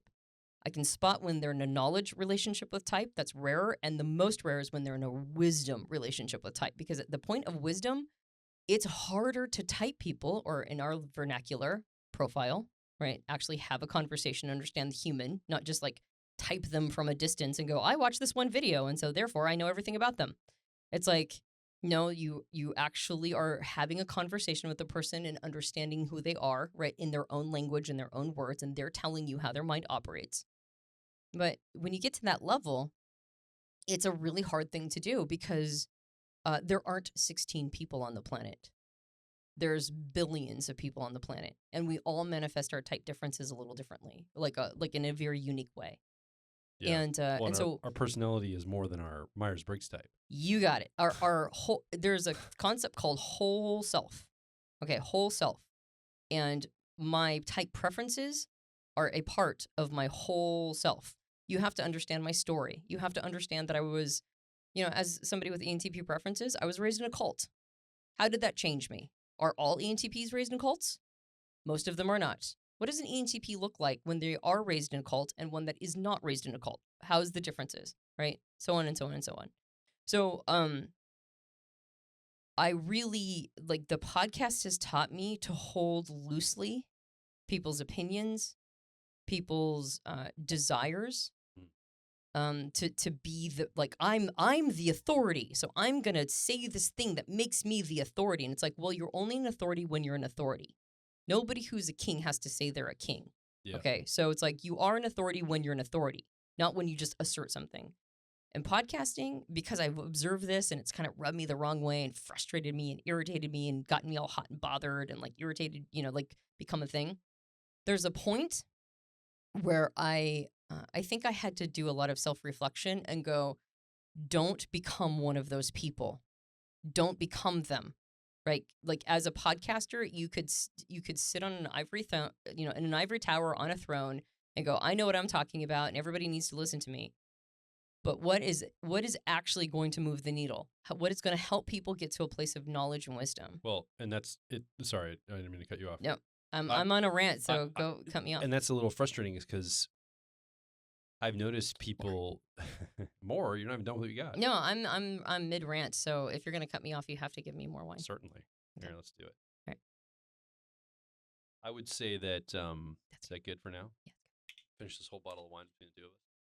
Hey, it's 500 episodes. I'm not being critical. Are we not in a massively self-indulgent mode? Yeah, I mean, we dropped the F-bomb. We've said shit a couple times. Ooh. I'm going to put like an explicit tag on this. Explicit tag. Both on YouTube and on iTunes for this. Oh, got real aggressive about all those people who run around and like, you're not the type you think you are. Yeah, well, guess what? You don't know me. I've got 500 podcasts out. Go listen to them. First of all, this doesn't bother me at all. In fact, I like when people guess wrongly about me. Because I know who I am. Because introverted feeling or authenticity is higher up for you. For me, I'm like, it's seventh function. Stop rubbing me in the wound. I'm like, you didn't you don't know me that well and get it right. Yeah. Yes. Yeah. Like, I feel like it's a win if people miscategorize me, or I know they think they know me and put me in a box that, I'll surprise them is what I tell myself. Well, it's because you can now manipulate them. Yeah. I mean, I think I even do it on purpose sometimes. Yeah. I let people mistakenly believe things about me on purpose. I have no problem doing that. Like, I don't mind if people think I'm dumber than I am or whatever. Sometimes you actively try to do it. Like, you make people think you're dumber than you are so that you can get them later. Well, or just because I think it's just funny. to mess with them. It's just funny. It's like, I don't know. Anyway, the point is, it's like a cat playing with a mouse. For those of you super into type DI trickster. It is. The thing you said about, speaking with authority and with all this stuff, and I mean, that's a secret, right? Like, I see a lot of people online that don't know what they're talking about, but say it with such authority that people are like, you must know what you're talking about. And I'm like, but they're inaccurate. And they like freak out. And I'm like, it's hard for me to speak with such authority about something definitively. Yeah. Because the answer is, it depends. I mean, that's the real answer. Yeah. But the answer, it depends, does not a business make. Nope. Or does not a channel or success make. Nope. You have to talk like you're absolutely certain. And I see people say things that are wildly inaccurate with such certainty, and people are like, thank you so much for saying this. Someone finally said it. And I'm like, what? That resonated with you? Are you out of your mind? All they did was say it with certainty. And I think that's really what I've learned in this podcast is this idea of certainty. I mean, I think that I would say certainty and uncertainty drive us as humans more than anything else on the planet. Like, It's a big one. I mean, it's not more than anything else on the planet. Yeah. But it's a big node in many of our systems. Yep. And we affect it when we sound like we're certain. Yep. People are like, "Oh, you must know what you're talking about." Yep. And it undermines me because I am more certain than I come across, but I'm always worried that I'm going to be too certain and someone's going to do something I say or listen to me too fully and not vet it for themselves. I'm like, no, you don't know me that well. You should vet this. Yeah. That actually go the opposite way. Yeah. I create more hesitancy. I hedge things. Yeah. I don't speak with authority and certainty because I don't want somebody to base something off in their life and go make a choice. Well, Joel Mark Witt said on a podcast that if I'm this type, I should do this thing.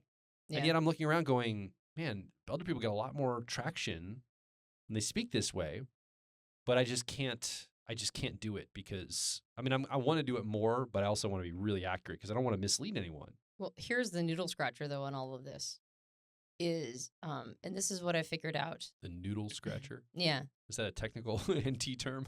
Yes, it's a medical term, noodle scratcher. So here's the noodle scratcher on all of it is it doesn't matter. Right. And then somebody's going to go, that's how I know she's extroverted thinking. That's how I know she's blah, blah, blah, blah, blah. Okay. So, yes, I'm exactly the type you think I am. You figured it out. You're so smart. No, what I figured out is life is filled with paradoxes. And whatever you think is empirically true is also simultaneously not true. So it is important to be accurate. It is incredibly important to be accurate. And it's important to be pedantic, and it's important to go down rabbit holes of definitions of words, and it's important to understand all of the little intricacies of type, if that is the thing you're into, while simultaneously it doesn't matter at all. So a person who is, let's say they've got a whole business talking to a certain personality type, coaching them, saying all of these like flattering things about them and making somebody of this personality type feel like really like, that's right. I am a magician, and that's right, I am incredible, and that's right, I am like all of these amazing things because I'm this type, and then I can see inside people's brains, or I can see into the future, I can blah, blah, blah, blah, blah. Let's pretend the person who's saying this is not the type they're purporting, and none of the people who are visiting them are the type they're purporting. But if comment after comment after comment is, this has helped me so much, then it doesn't matter. Yeah. It doesn't matter because they were moving the needle in somebody's life. And we have to assume, or we have to give people the honor and respect to believe that they're free moral agents. And when something has stopped serving them, they'll recognize it and they'll move on. So if somebody at that time needs to believe they're a certain personality type, whatever that is, and they need to believe that the person who's flattering them around it is giving themselves, is telling them all these great things about this personality type that they actually aren't anyway. And at the other side, they get a sense of self and they get a sense of personal permission to be themselves or a more authentic version of themselves. And they walk away with some tools and strategies and like some ways of interacting with life that give them more empowerment and confidence and assertiveness through the world. Then all the other stuff, all the other content was just, it didn't matter. Like all of that stuff was just there to supplement the work that really needed to be done, which is that this person needed to, they needed to make peace with themselves. They need to accept themselves. Yeah. And so if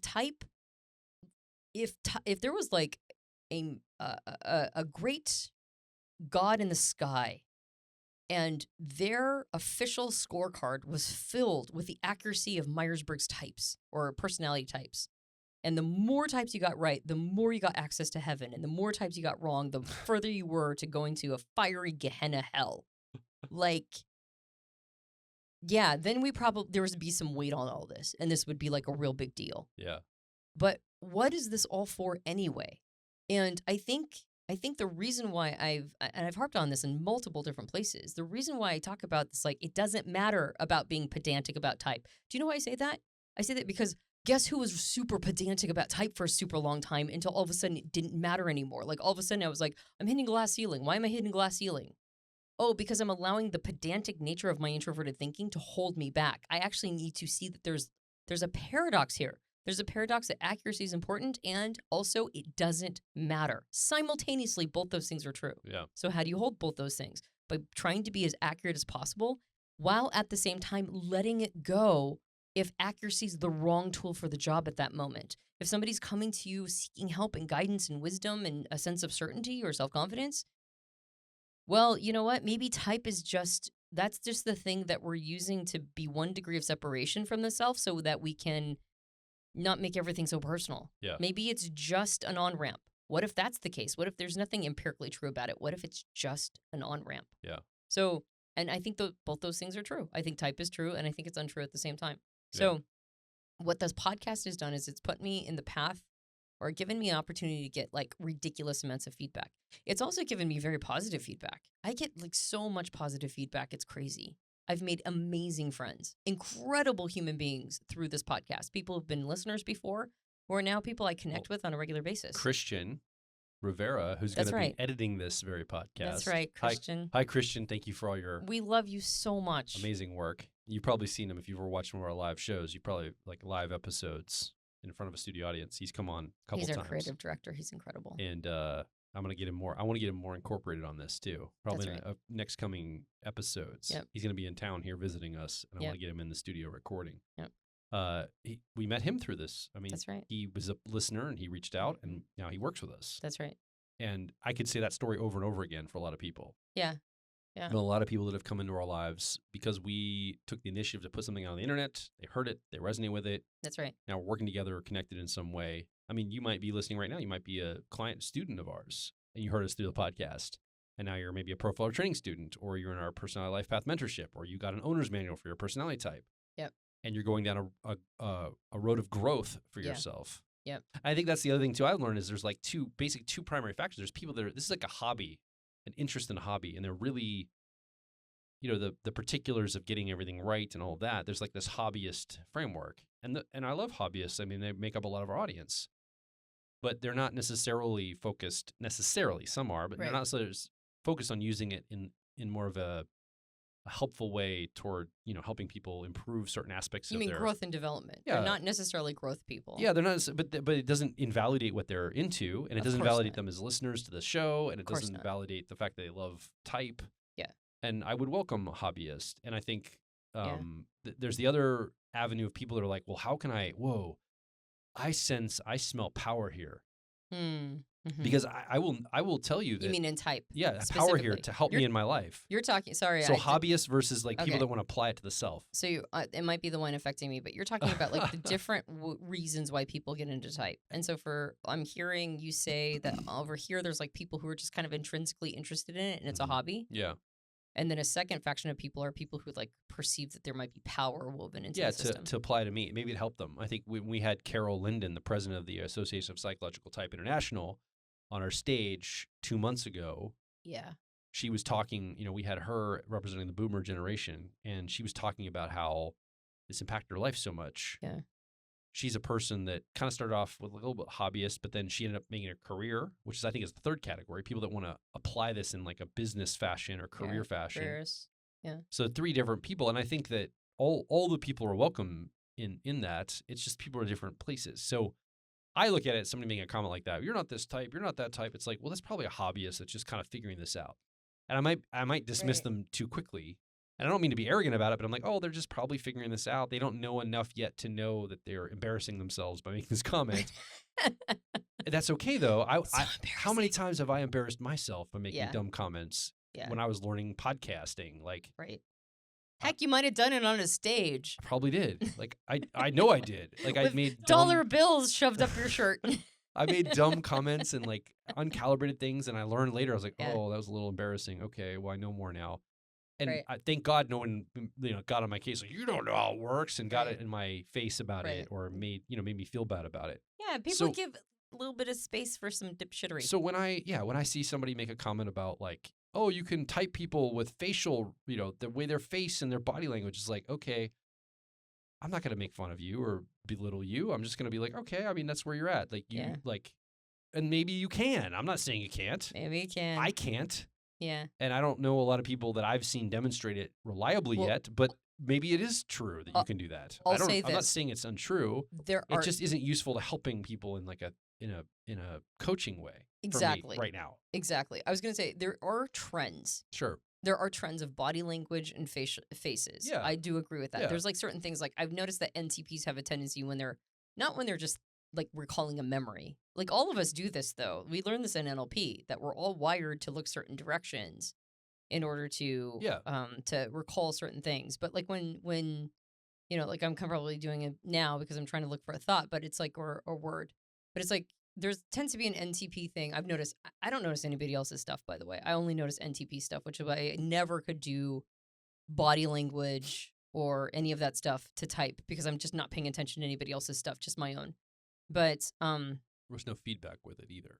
Yeah, there's no feedback. Accurate. Yeah, exactly. Did you look up to the left because you're an INTP? Yeah, it's like, how could you ever verify that you're right? But to NTPs have a tendency to kind of look back and forth when they're like figuring something out. I've noticed that about NTPs. I've also noticed that NEs, I think this is more NTPs than NFPs because NFPs are more kinesthetic as a general rule, so they're more in the body.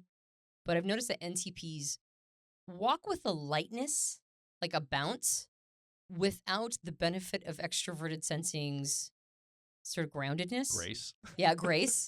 So there's this kind of like weird bounce that NTPs do. Like I've noticed this in both INTPs and ENTPs where it's like you have to, if you want to walk with power and grace as an NTP, you have to make it a discipline. You have to kind of focus on it and go, this is the thing I'm going to master.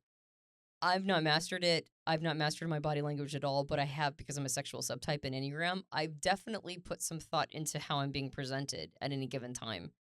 And so my walk is one of those, but I also know that I probably do the same thing, which is a little bit of it's an NE bounce. It's not an SE bounce. It's like a light trot with kind of almost like your feet are sort of behind you. Almost like your NE is moving you through space. So, but here's the deal. I've also seen the NTPs not do that. Yeah. So that's why the body language thing and the facial recognition thing, I don't think is dead on. It's like there's trends there, but there's not rules. Well, I think it could be definitely a node in the system of information. Yes. Yes. But exactly. if you're relying on that alone, and I think, and to go back to this podcast, the dialogue of us having a conversation, it's very human. Yeah. And to just look and observe somebody and their behavior from a distance feels very inhuman to me.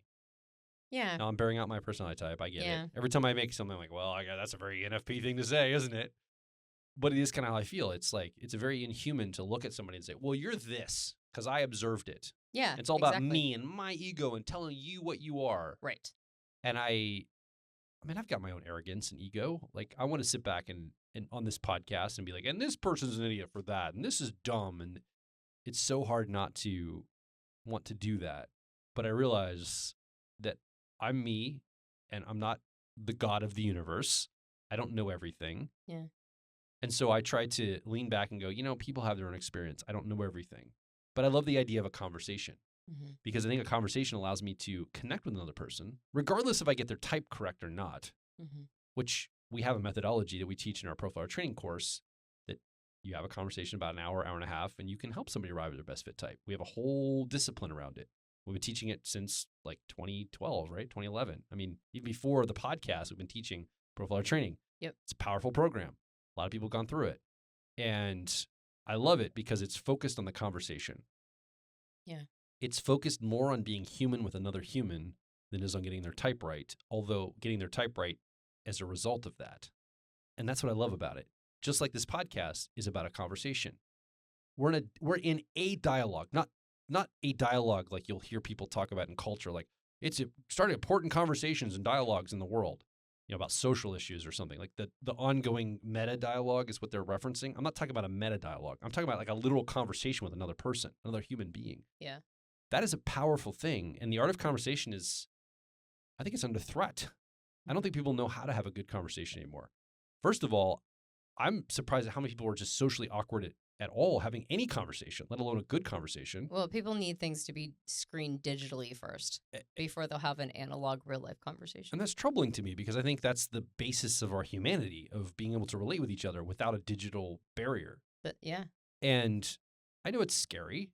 I know it could be, I mean, I get nervous talking to certain people sometimes and shy. It's not always, as ENFP as I am, I'm not always like, yay, I want to talk to everybody and I'm super outgoing. I often can find strategies to get over that, but I know people are shy or resistant, but there's something so powerful about talking to another human, another person. And if you add the layer of type on top of it, personality type on top of it, well, now that's a really powerful, now you've got like almost a framework for conversation, to have a conversation with somebody and help them arrive at the best fit type. I think that we're scared of conversations with other people, not for what they'll bring, but for what they will bring out of us. Maybe. Like, we're actually, the reason why we are more socially awkward now is because we want to see ourselves as better.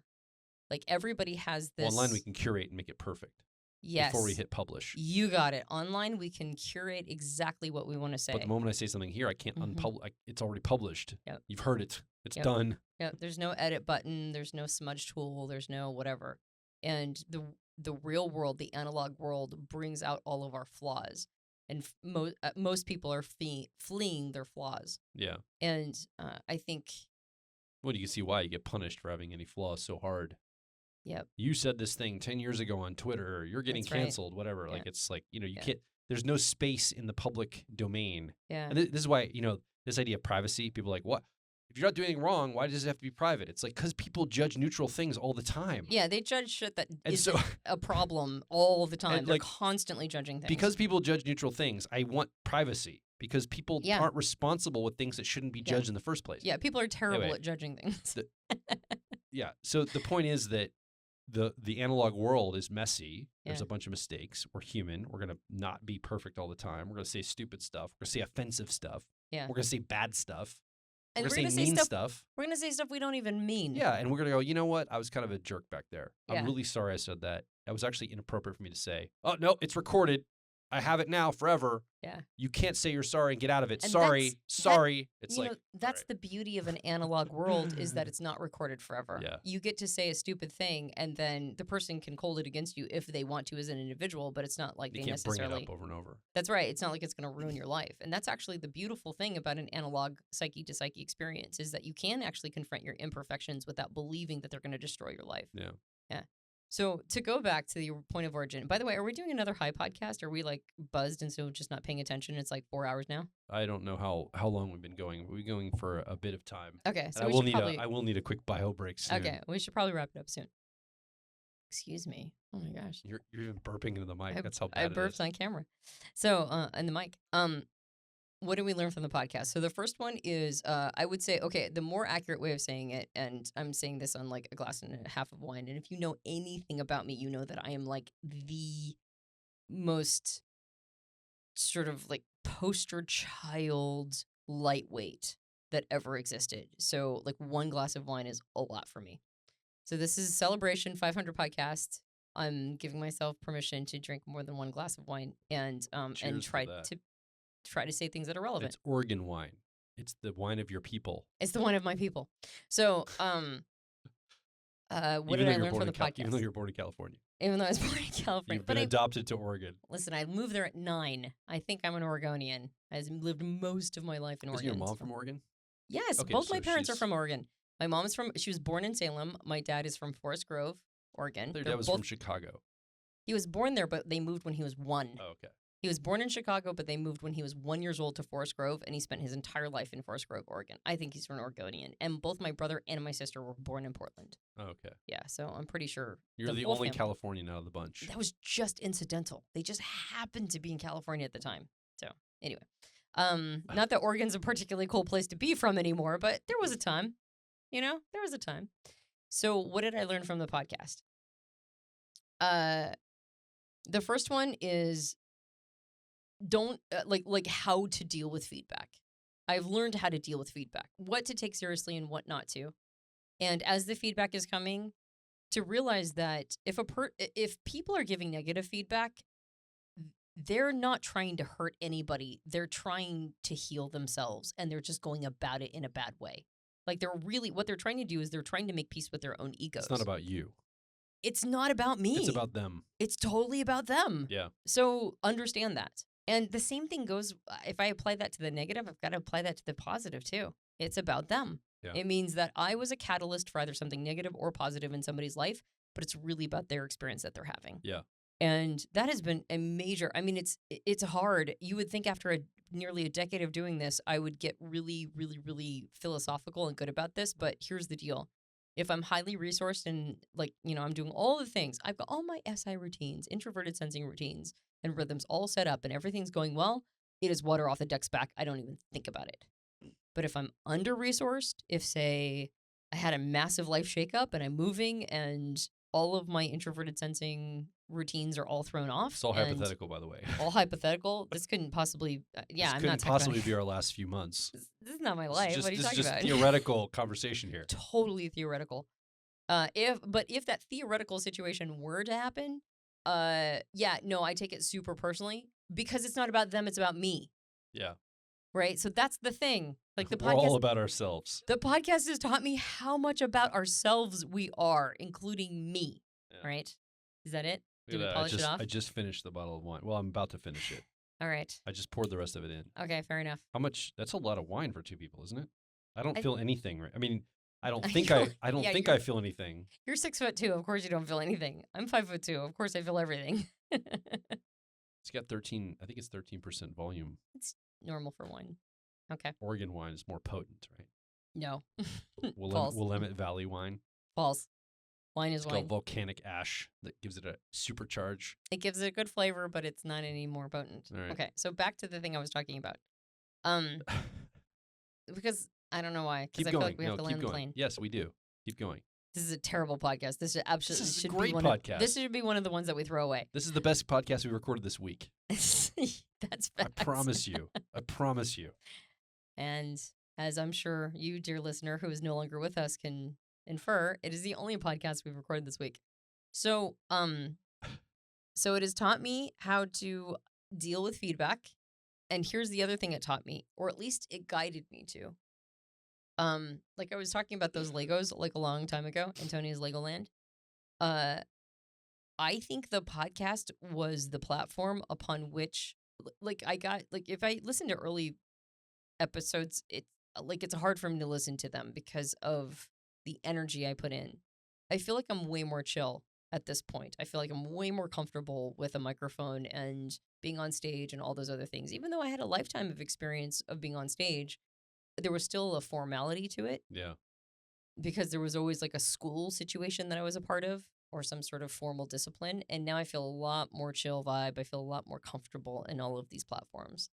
Maybe even a little too chill vibe. Like I probably should be work harder to be more interesting, but Amen. Amen. That's right.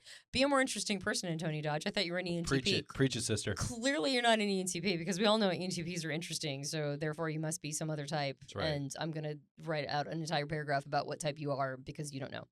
So not that that's a callback or anything. So there's a comfort that I've gotten in front of mics and on stages because the podcast led to us doing live events. The live events were me on a stage. Me on a stage meant that I had to get really comfortable with that context. And then eventually that led to, there was a 5-day Profire training event. We almost always do a bonus event on the Sunday after. The 6th day. Right, the 6th day. So Tuesday through Saturday is the 5-day Profire training live event. Which, by the way, if anybody's listening and you haven't come to one of those and you're into type, you really should.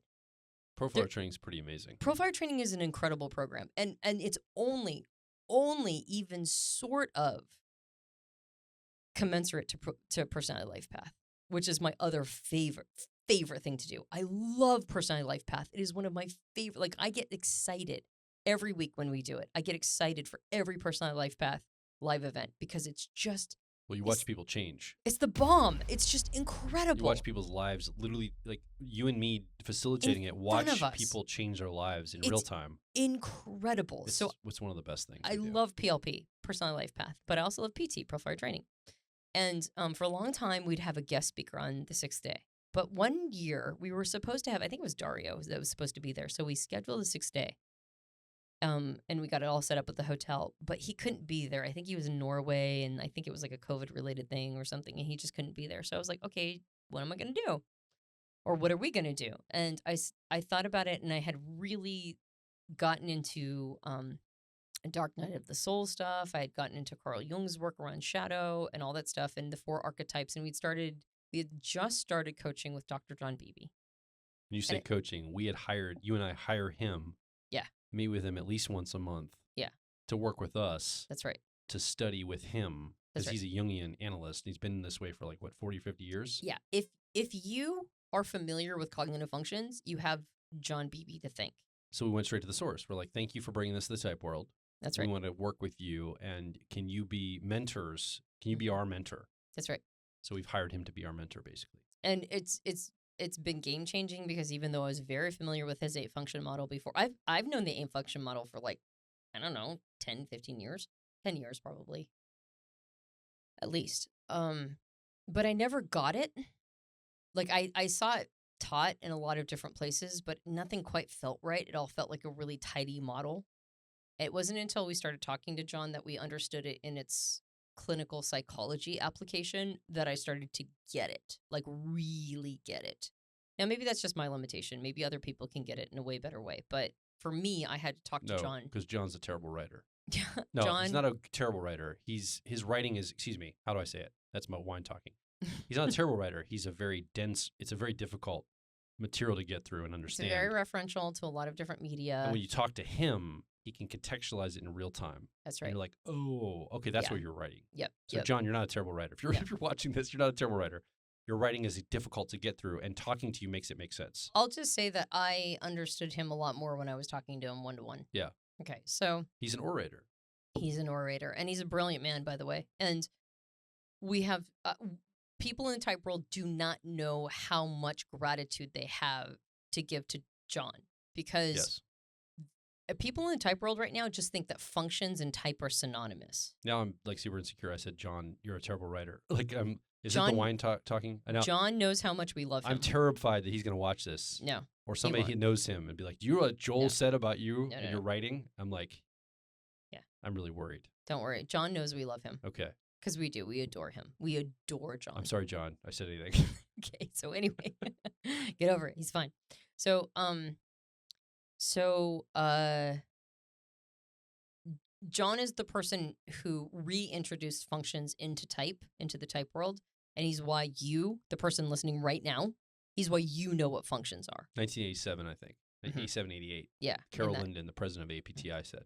Yeah, exactly. Yeah. And you're like, no, because I knew Carl Jung first. Here's the thing. Jungian analysts, they know about cognitive functions because of psychological types, but they do not understand how it interfaces with Myers-Briggs because they're not type people. John bridged those two worlds. He bridged it. That's right. He was the person. And even though Isabel writes about it in Gifts Differing, she does not make any fanfare about it at all. And it's just like a call-out box every once in a while. So John really is the person that we have to thank. So we're trying to figure out what to do on that 6th day. Yeah. Because Dario couldn't come. And we'd been doing this work with John, and I had been, he had helped me understand, things I'd read in Jung's works, but I hadn't, there's just something about talking to somebody who's used Jung's work as a clinical psychiatrist for 50 years that you just can't get when you're trying to piece it all together yourself. Yeah. So in the conversation with him, I really understood the 4 archetypes, the 4 Jungian archetypes of persona, ego, shadow, and whole self. Or at least I was starting to understand them. Still not at a place where I feel like I'm getting more and more sophisticated for sure. But at that time, I was starting to get it. So I chose to use that 6th day for what you just mentioned, which was a program that I call Encounter with Self. And so it was the first time that I walked people through sort of a self journey of their own relationship to their persona, their ego, their shadow, and their whole self through journal prompts and conversations. Yeah.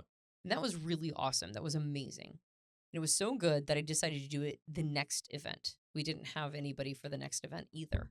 So I did it for that event too. And on that one, real shit started to come to the surface, like real stuff.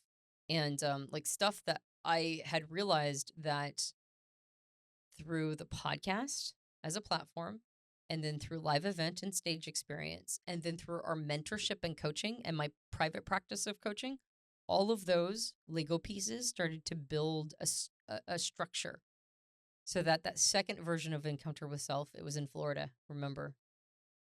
Which is the third state for our numbers. That's of right, most third state for our listeners. numbers. That's right. I felt like I was channeling from the universe. I felt like it wasn't really me that was making any shifts in other people. I felt like I was just a conduit, a vessel, as religious folk would say. And at that point, I went, this is the thing, we should be doing this more. And that's when we started Personality Life Path. And Personality Life Path is now the place where we do massive energetic shifts. We spend 8 weeks on Zoom, right? Going every week through a different cognitive function and recognizing our relationship with it. But then at the live event, that's when the real work starts. That's when we're really doing stuff. And that's what I was born to do. And I had absolutely no idea. And I would have never known had, number one, I not written a pickup manual and you purchased a cheap little white 1 gig podcast player. Had you and I not gotten together, had you and I not started a podcast, had you and I not stuck with it for 10 years, I would have not known that that's the thing I'm born to do. Yeah. And well, and it didn't. I mean, years into grinding that out. Yeah. You figured that out for yourself. Yes, and what the podcast taught me. So here's the number 2 thing. The number 1 thing is hold people's feedback loosely, good and bad. The number 2 thing that the podcast taught me is sometimes it takes grinding it out for years and years and years, maybe even a decade, before you figure out the thing that you're supposed to be doing. Yes. But you still need to work on instinct. Like, it's like you still need to be following the path that's like, this is the thing I should be doing now. This is the thing I should be doing now. And how does one know that? Like the thing one should be doing now is you have to be audacious about listening to your inner voice. Like there's an audacity there of being willing to listen to yourself when the discrete voices are telling you, do this, don't do that, move here, follow this person, like hit on this person in an NLP conference. Like, I'm glad you listened to that voice. Yeah, there's like an audacity to that. Yeah. You know what I mean? It's like not everybody listens to their inner voice because, like you said, certainty and uncertainty rule so much about us that if something is a quiet inner voice, it's like, well, I can't be certain about it. It's like, well, you don't have to be certain. You just have to listen. Like you just have to. You have to be willing to take the risks. What does our friend Jonathan always say? High risk, high reward. So you have to be willing to take risks, and not risks of like doing dangerous shit, but risks of doing things that might have been the wrong call, because there's plenty of times that I've done the wrong thing. And I've done the wrong thing so many times. I've spent years playing cleanup on the wrong thing. In the early parts or early times of Personality Hacker, we got involved in a business venture that took 2 years to clean up. 2 years. Yeah. It cost us 2 years of traction. Now, that wasn't an inner voice saying, this is the thing you should be doing. It was actually somebody else that said that I should be doing that and went along with it. But it doesn't matter. I still played cleanup, and it took me 2 years. And I think that's one of the reasons why we don't listen to those discrete voices, is we're afraid of the time that's going to be robbed if it's the wrong thing to do. But yet, I mean, maybe it's just me. Maybe it's ENTP preferences. I don't know. Maybe it's because I'm intuitive lead. I have absolutely no idea. But I also believe that everybody has an inner wisdom. We have a discrete voice whispering to us. And I think it comes from whole self, the truest part of who we are, that takes everything into consideration, that says, this is the path you should be taking. This is the direction you should be going. And I'm not saying it's always going to work out. Like the path that we should be taking, maybe it will have us crossing a road at the wrong time and then we get hit by a bus. Yeah. I don't know. I'm not saying that it's a guarantee. I'm just saying that when we follow our discrete inner voice, I think we play less cleanup than when we're following other people's scripts and going, oh, that person thinks I should be doing that, so that's the thing I should be doing. Well, I would say we certainly feel more alive. I mean, feeling alive is one of the metrics that I've been following lately. What makes me feel alive? And keep pursuing those things. I think for me, the podcast obviously showed me consistency, and it taught me a lot about production, taught me a lot about like feedback, like you said. I think one of the challenges we have here in personality types is that we talk about so principled because it really depends. Like, I'm an INTJ. Can you give me advice for relationships? It's like, well, how old are you? Have you ever been married before? Have you ever been in a relationship? Are you 16? Are you 66? Right. Like, are you straight, gay, queer? Like, what, like, there's a bunch of questions here that I That's have. right. Like, tell me about relationships. I'm INTJ. Like, INTJ will just tell me everything you need to hear about stuff. So I've realized just how the limitations of personality type, quite frankly, actually the limitations of type, but the expansion of personality. I'll say that. Ooh, yeah, that's right. The limitations of type, which we conflate the two, they're two different things. I think we recorded a podcast about this. But the expansion of personality. Personality takes more in than just type. Even Enneagram, Myers-Briggs, other typology systems. I mean, it's the essence of a person, the personhood that is you. I think the episode is personality type is who you're not. Yeah. Or something like that. Maybe. Yeah. Or type versus personality, I think, is another one we recorded. So I think that is one key thing is the contextualized nature of this. I mean, it's hard for me to say anything definitively because it really depends. In some ways, it's a limitation. I wish I didn't have the nuance thinking I have around this because then I could say it with more bombacity, more authority, and more broad brush, and maybe we'd have more success, like financial and business success. Yeah. Like, I think we limit ourselves by trying to be contextually appropriate for the person that we're talking with. Yeah. And so an individual comes into our lives and joins the Personality Life Path, for example, or listens to this show or one of our other programs, and their life has changed because we meet them where they're at on the you are here dot of their life, of the map of their life. We meet them where they're at. We don't just say, well, you're INTJ, so here's the 5 things you need to know about relationships. Mm-hmm. We first of all triangulate, where are you at as an INTJ in your life? Let's meet you there and then give you advice. Yeah. That's really hard to market and sell. Yeah, it's impossible. It's really hard to say, hey, we'll meet you where you're at, and we can't just broad brush it. It's so much easier to say it with authority and definitive, like, this is what the 5 things INTJ should do for relationships, blah, blah, blah, blah, blah. Yeah, well, I recently heard something that was advice for INFJs. And I was like, yeah, that's great advice for people who are at an early part of their journey, but it is terrible advice for people at a later part of their journey. Yeah. And so, by the way, I'm switching to water because I'm officially slurring. Well, I think you have to because we're out of wine. We're out of wine, and I'm switching to water because I think it's the smart move also. Yes. Not just because I'm limited by the fact that we're out. Yes. But it was like, I'm like, that's great advice for an INFJ at a certain point, but it's terrible advice for an INFJ later.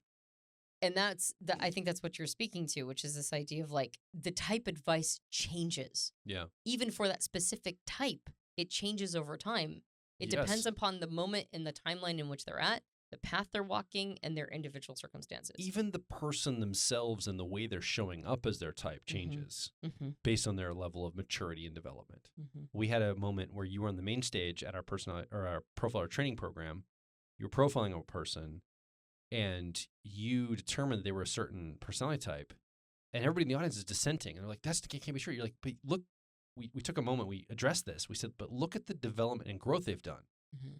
Yeah, you're seeing this function. You're seeing this part of themselves expressed, but that's because they put effort onto that. Mm-hmm. Not because it's natural to them, but because they're working on it. That's why you're seeing it. It's growth related. Mm-hmm. And it was like, oh, that makes so much sense. Well, and that's the thing is that people have a tendency to type at their level of growth. Yes. Their level of growth or earlier. We probably do the same thing. I'm sure I do. And when we profile, that's why profiling I think is so superior because you're having a dialogue. Right. The person can calibrate you to their level of growth. Right. It's not based on me observing from a distance. It's based on me having a conversation with someone. Yeah. So I don't know what it looks like for somebody to have gone through so much growth and development that they no longer resemble their type because they've learned the limitations of it and they have learned to overcome those limitations and they're still using those type preferences, but they're using them in a very different way than I understand because I've not yet got to my point of realizing that type is a problem and that maybe I should do something about it and maybe I should outgrow my type preferences. It's like, and I say that, of course, as representing somebody who hasn't figured that out. It's like what if, like, the book Psychological Types, Jung's book Psychological Types, five of the chapter headings are the problem of. Yeah. Now, of course, he was only talking about functions in chapter 10, but he was talking about all of the other archetypes of identity and personality and psychology all the other times, and he's talking about the problems. And so our type, now he thought type was just a problem. Isabel thought it was something to be celebrated, and I think it's someplace in between. But there are things about our type preferences that we got to go, oh, maybe I shouldn't be harping on that so much. Maybe I should go to the next level of understanding of this. Yeah. But if we don't know there's a next level of understanding of each of these functions or type preferences, how would we possibly spot it in somebody else? Like, we can't see things we haven't gotten to yet. Yeah. Well, we were just talking with Dr. John Beebe yesterday. You and I were on a call with him, and we were talking about this idea, or this notion of we're so egocentric in the West. Right. We're so hero-centric in the West. Mm-hmm. It's heroic for me, for example, to be ENFP preferences. I have to develop myself, and I'm the hero of my own story, and I'm heroic. But that's not always how it is. Like, that's not even been the legacy in the past. Creating space for things to develop, not just focusing on them and trying to develop them as well. Like, there's a whole realm of that as well to talk about. And that was such a great aha, because I'm so devoted to development. Yeah. That he, as an 82-year-old man, right? Yeah. Who has seen it all. 5 decades of Jungian analyst experience behind him. That's right. He's like, sometimes you don't develop. Sometimes you just let it happen. And I'm like, that's really smart. Yeah. Like, that's my next lily pad. My next lily pad is stop trying to develop, start giving space for things to develop on their own. And yeah, and I wouldn't have known that, right? It's like there's always something next. Yeah. So the big thing I think I've learned for all this is it's challenging because it's so, well, it's depends thinking. It's so contextual. Yeah. That I've said, wow, okay. And we've had people, and the reason why the Personality Life Path mentorship was started off is because somebody in Atlanta a few years ago during it was one of our bigger meetups in Atlanta, pulled us aside and was like, hey guys, you've got a group of people listening to your podcast. We're attuning to you every day. You're helping us focus in on ourselves and understand who we are. Where are you leading us? And we kind of looked at each other like, we're not trying to lead you anywhere. We're trying to lead you back to yourself because you're the leader of your own life. And that was firmly in place for me. Like, that is where I was at, is you as the listener, the person that's listening right now or watching us, you are the CEO of your life. You're driving it. And yet there is, I think, space for people to get on board with something that's bigger than themselves. I think there's space for people to not be led, like tell them what to do, but to have people that are moving forward in a way that feels good, that they want to jump on the same bandwagon or train of, not in a bandwagon jumping like fad-ish way, but like, oh, those people are doing something cool. Kind of like with me going to the NLP conference with Eben, where I met you. Somebody's doing something cool, creating live events, teaching personal growth and mindset things. And I'm like, I want to learn from that person and the group of people that are doing this. I end up at that conference. There was leadership provided there for me. And I stepped into that leadership. I rested into that leadership, and I ultimately met you, and I'm doing what I'm doing now by following some of that leadership. So I think the thing I've learned is that people, yes, they want to know more about themselves. They want to know how they're wired. They want to know about the context of meeting them where they're at in their lives. But I also believe that people want to be called and challenged to something greater than themselves. Yeah. And they want someone to step in as a leader to say, hey, let's go do this. Yeah. You don't have to join it. It's cool. Like, it's not a requirement, but here's an opportunity to come follow and come do something big in the world. Let's go try it. Yep. I think the Personality Life Path, when we started that, was kind of a small version of this. It's like, let's go in week in and week out, and let's meet you where you're at in your life, and let's help you do a challenge each week to test these archetypical energies of these 8 functions that we talk about in your life, and then we'll culminate in a 3-day live event. We'll connect a systems map and a plan for your life. And it's great, but it's 8 weeks. And I'm realizing now at the pivot point here at the 500 episode, and I've been resisting this for so long, but I think we're ready to start moving in a more of a weekly cadence with people, probably a membership program of some sort going forward. Yeah. Where people can come together once a week, maybe a couple times a week, connect to content that helps them become better versions of themselves, connect with a community of like minds, hear from people that are thinking about the cutting edge of where to go. Like, we can bring people on that are guests, teachers, or people that are exploring new avenues of humanity. and driving things forward that can give people a cadence of and a rhythm, a ballast, if you will, for building the life that they want to build on the long term. And I think that's really where you and I want to direct Personality Hacker at this point. Yeah. Something where people can be involved on a more regular basis rather than just in not just tuning into the podcast, but coming into some framework. Maybe they listen to the podcast and then right after the podcast is like a Zoom call for members. So the podcast is still open and free for everyone because we want it to be that way. You listening or watching, maybe you've never been a customer of ours. That's cool. You can keep listening to the podcast. But then if you do want to join a membership or be part of a community of like minds that are growing and moving together, there's an opportunity for that too. And so I think I'm ready to step into that form of leadership. And I'm terrified of it because like I'm committing to leading something every week and being live and in person and all of that stuff. But I think I'm ready to make that switch because I think that's what people will resonate with it. I think we'll see a lot of people come through and really grow and develop in that framework. Yeah. I'm excited to see what happens with it. And I think that's the next phase. I think you and I have both been reluctant to do something like a membership site because we don't want to be tied down. But I think the podcast has taught us we can do something for a long time, week in and week out. And I never wanted to be content focused like Netflix. You get a bunch of recorded stuff. I think it needs to come in more like it needs to be person to person. It needs to be higher touch. Yeah, something live and experiential. Well, and I think it needs to be for people who understand that there's not just a psychological aspect to all of this. There's a spiritual aspect. Yes. If you go back to Jung's work, his work was not just psychological. It was spiritual. And that's why, by the way, he's got this Jung's relationship to psychology or the psychological world is very interesting. It's like he's not fully accepted, but he's not fully demonized. He's like adjacent to modern psychology. Yeah. Like Freud's come in and out of fashion, right? Like it's like sometimes Freudian stuff is exactly what people are like, he was right the whole time. And other times like, no, he was wrong the whole time. But there's Jung is sort of hangs on the side.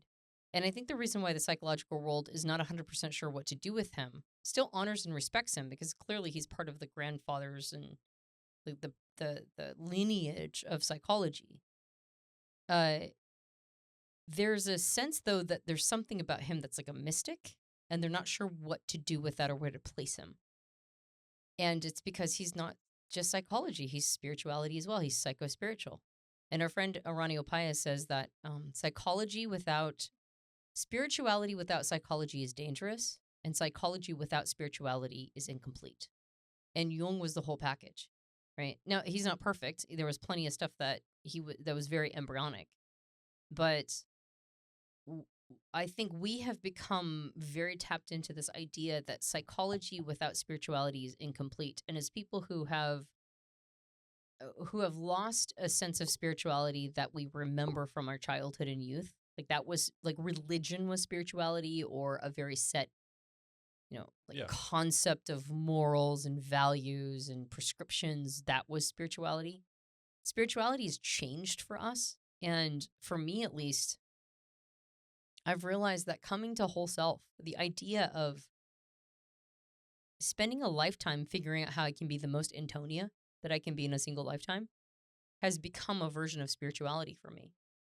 And so I think guiding other people on the same path, like you said, I mean, it's really interesting to see people's push-pull relationship with leadership, push-pull relationship with,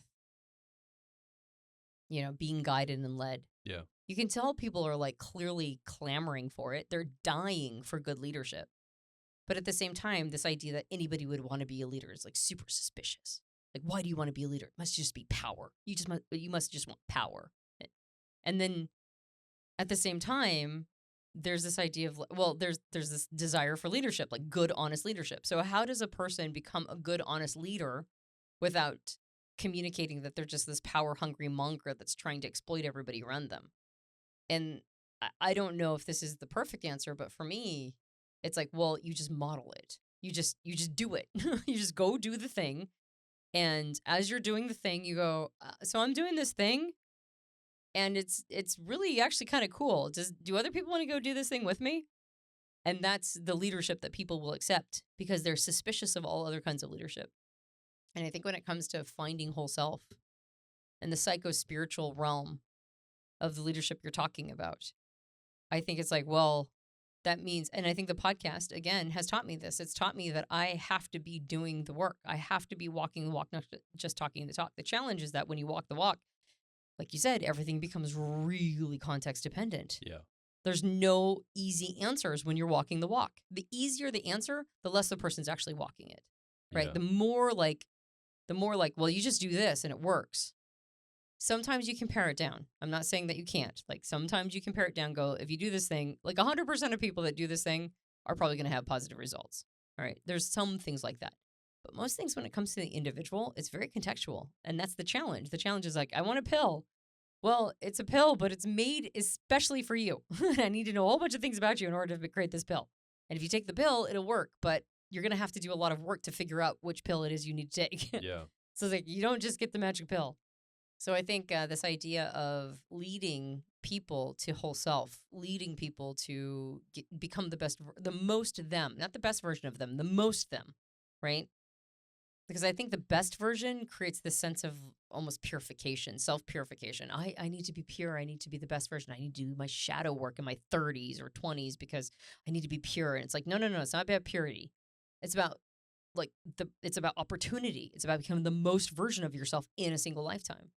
So how do you do that? Well, you do that through self-knowledge, through self-acceptance, through permission to be self, to listening to the discrete voices inside of you, taking a risk, taking a chance on those voices. It means a bunch of stuff that's like really super scary and uncertain. And it means making peace with the parts of yourself that feel demonic.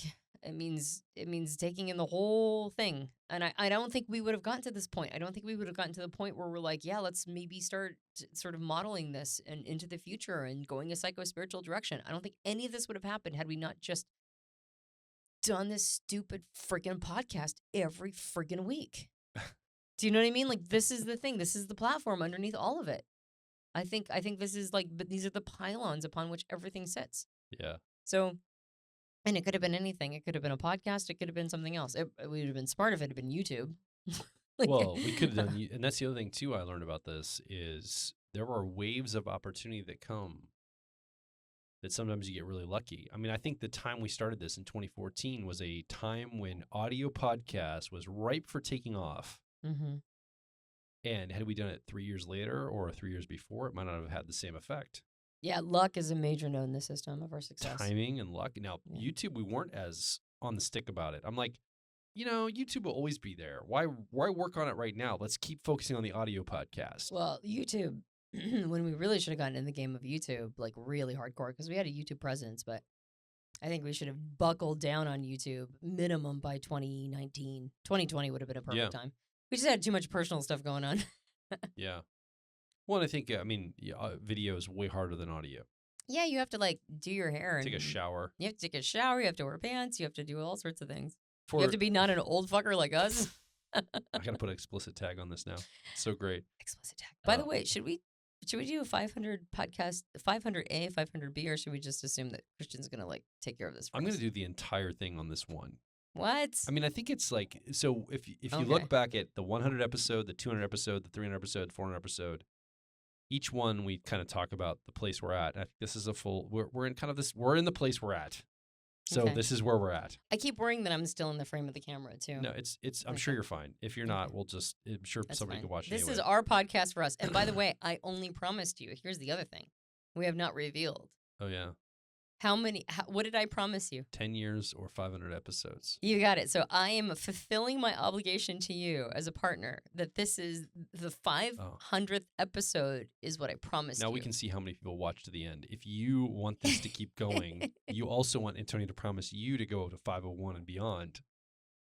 You need to come over and make a comment or leave a review on iTunes as soon as you can.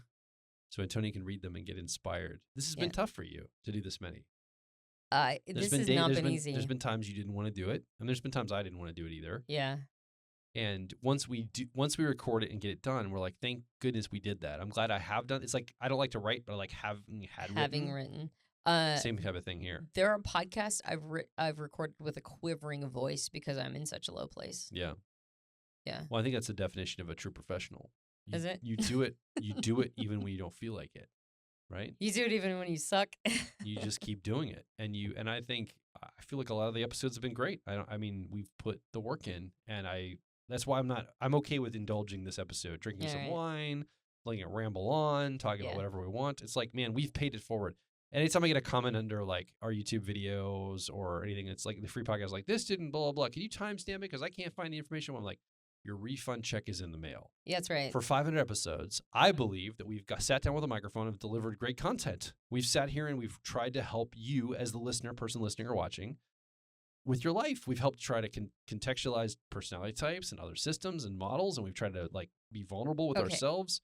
That's right. And so I think that after 499 episodes, on episode 500, I think I can make this about myself and you and still have you be part of this, listening or watching. Or not, whatever.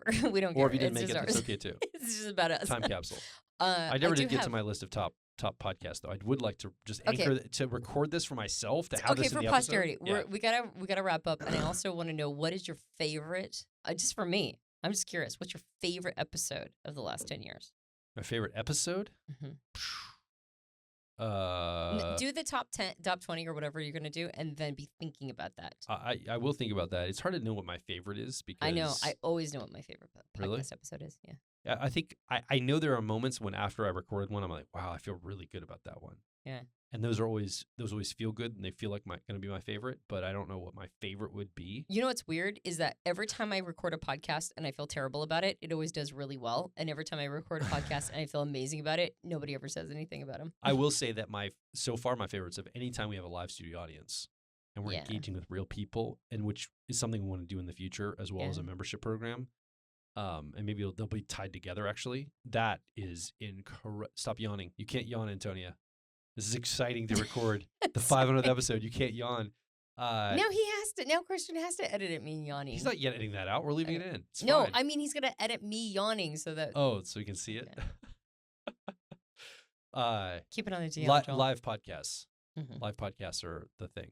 You're I think anytime we're in a group environment with real people engaged in high energy, and I just want to do more and more of them. Yeah. We will, hopefully. So let me see here. 1, 2, 3, 4, 5, 6, 7, 8, 9, 10. I can read these really quick. Okay. I'll get to 10 in a second. But way down, 11, 12, 13, 14, 15, 16, 17, 18, 19, 20, 21, 22, 23, 24, 20. So 25, the top 25 episodes. Okay.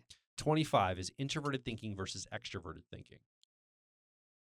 24 is personality types and insecurity. Some of these, the thing is off the side, so I can't see what episode number they are, but I can call out the episode number if I do see it. That's 274. Romantic personality type pairings is number 23. What year is that from? 2018. Okay, it's probably okay then. And the if we did it in 2014, it probably sucked. But the introverted thinking versus extroverted thinking was 2017. Romantic types and insecurity from 2019. Romantic personality type pairings is 2018. The top 22nd podcast, number 22. Number 22 on the top 25 list is how perceiving polarities influence your personality type. It's from 2018. Wow, that's a mouthful of a subject. I would say most of these are from 2018, 2019. Most of the successful ones. We were on a roll. And I think the other reason too is they've had time to build up. Like the one we released last week isn't going to be in the top 25 because it has enough time to get in the top 25. Time actually comes into this too. Time does. I think another thing is that was probably at the height of my type understanding too, and your type understanding before we got really young in. Before we got woo-woo and... Before we were like shadow functions and whole self. And I know we're type enthusiasts. We want to hear all that, but it's like, do ya? Not really, because at the end we were always like, and you need to do a bunch of stuff you don't want to do. Yeah. But that was, I think that was a height for us. Yeah. Anyway. Number 21 is self-discipline and self-boundaries. Number 20 is extroverted feeling versus introverted feeling. So people care more about the feeling functions than the thinking functions, just so you know. That's because more NFs are into type than NTs. That's right, because we're cooler people. I don't know. Number 19 is developing thinking as a co-pilot. This is for INTJs or IXTJs. Well, not just IXTJs. Yeah, ETJs and ITPs. Developing thinking as a co-pilot? Oh, no. Sorry. That'd be IT. Sorry, ITJs and ETPs. Yes. Yeah. But my guess is that the ITJs are the ones that really kick that one to the top. Possibly. Way back at 2015, I think there's a few on here from 2015. There's one from 2014 when we started. It's actually number 1, and I'll get to that in a moment. But from 2015, ENFJ personality type advice, episode 90. Oh, the personality type advice ones. Yeah. Yeah. That was from 2015. Developing feeling as a co-pilot. So this is similar to the other one, developing thinking as a co-pilot. That's right. Feelers. I think more feelers are into type than thinkers. I said NTs or NFs than NTs, but I think it counts for the sensors too. Attachment theory in relationships. This is way back in 2016. Attachment theory has gotten really big lately too. The last couple of years, attachment theory has become the new typology. Yes. And so Heidi Prieb talks about this a lot. She does. She's got really good content around it too. Next is practical steps to getting unstuck in life. That was up there. That's 2019. Okay. From 2016, how personality types say I love you. That's always been a fan favorite. It's also been really high up on YouTube as well because we cross-publish the audio versions on YouTube. Mm-hmm. Then personal lessons from INFP and INFJ. I can't read the rest of the things. It's off the side, but I think that was when we made our INFX Empowered program. Yes, that's 2019. And that was what we learned from creating that program. Yes. Why the world needs introverted intuition. So NI, or perspectives, as we call it here at Personality Hacker. That's from 2019. Number 11, top episode of all time, is INTP, Personality Type Advice, episode number 85, all the way back to 2015. Mm-hmm. So the second year we're recording, that came out. Okay, number 10. We're to the top 10 list. Here we go. Number 10, why the world needs introverted sensing. So introverted sensing, SI, or what we've called memory. Wow, that one outranks introverted intuition. That's surprising and good. And that's from 2019. Because introverted sensing is the bomb, by the way. I wish I could go back and re-record that one and give it even more love. Because at this point, introverted sensing might be one of my favorite functions. Really? Maybe that's just because I'm a 45-year-old that's really integrating it right now. But I'm like, introverted sensing is the best. Why isn't everybody doing this all the time? And it's like, everybody is doing it all the time. And I'm like, yeah, but we could be all doing it more and better. Love this function. The number 9 most popular episode is from 2018, Developing Intuition as a Co-Pilot. Okay. Or auxiliary. Yeah. The number 8 podcast is Personal Experience with Energy Awareness from 2019. That's the number 8. That was me talking about. I remember on that episode being a little insecure because I was working with Glenn, my energy coach, and you were like, let's talk about this. And I'm like, but I don't know enough to talk about this. And I was like hemming and hawing. This is in our top 10 too. I know. I told you, whenever we feel weird about something afterwards, it always that's a good one. But I listen back and I'm like, oh, I feel so insecure in that one. It's hard to listen to for me. All right. Number 7 is using the Enneagram for personal growth. So the Enneagram is number 7 in 2019. And then number 6 is also the Enneagram. Enneagram Instincts and Passions with Dr. Beatrice Chestnut in 2020. It's a good one. It's number 6. You want to hear 5, 4, 3, and 2, 1? Let me guess. They're all NFJ stuff. No. Okay. So close. From 2015, episode 86 is ENFP, Personality Type Advice. Are they all personality type advice ones? No. Okay. Is number ENFP. 5. Okay. Yeah, close though. Number 4 episode of all time is also from 2015. INTJ, Personality Type Advice, episode number 88. Mm-hmm.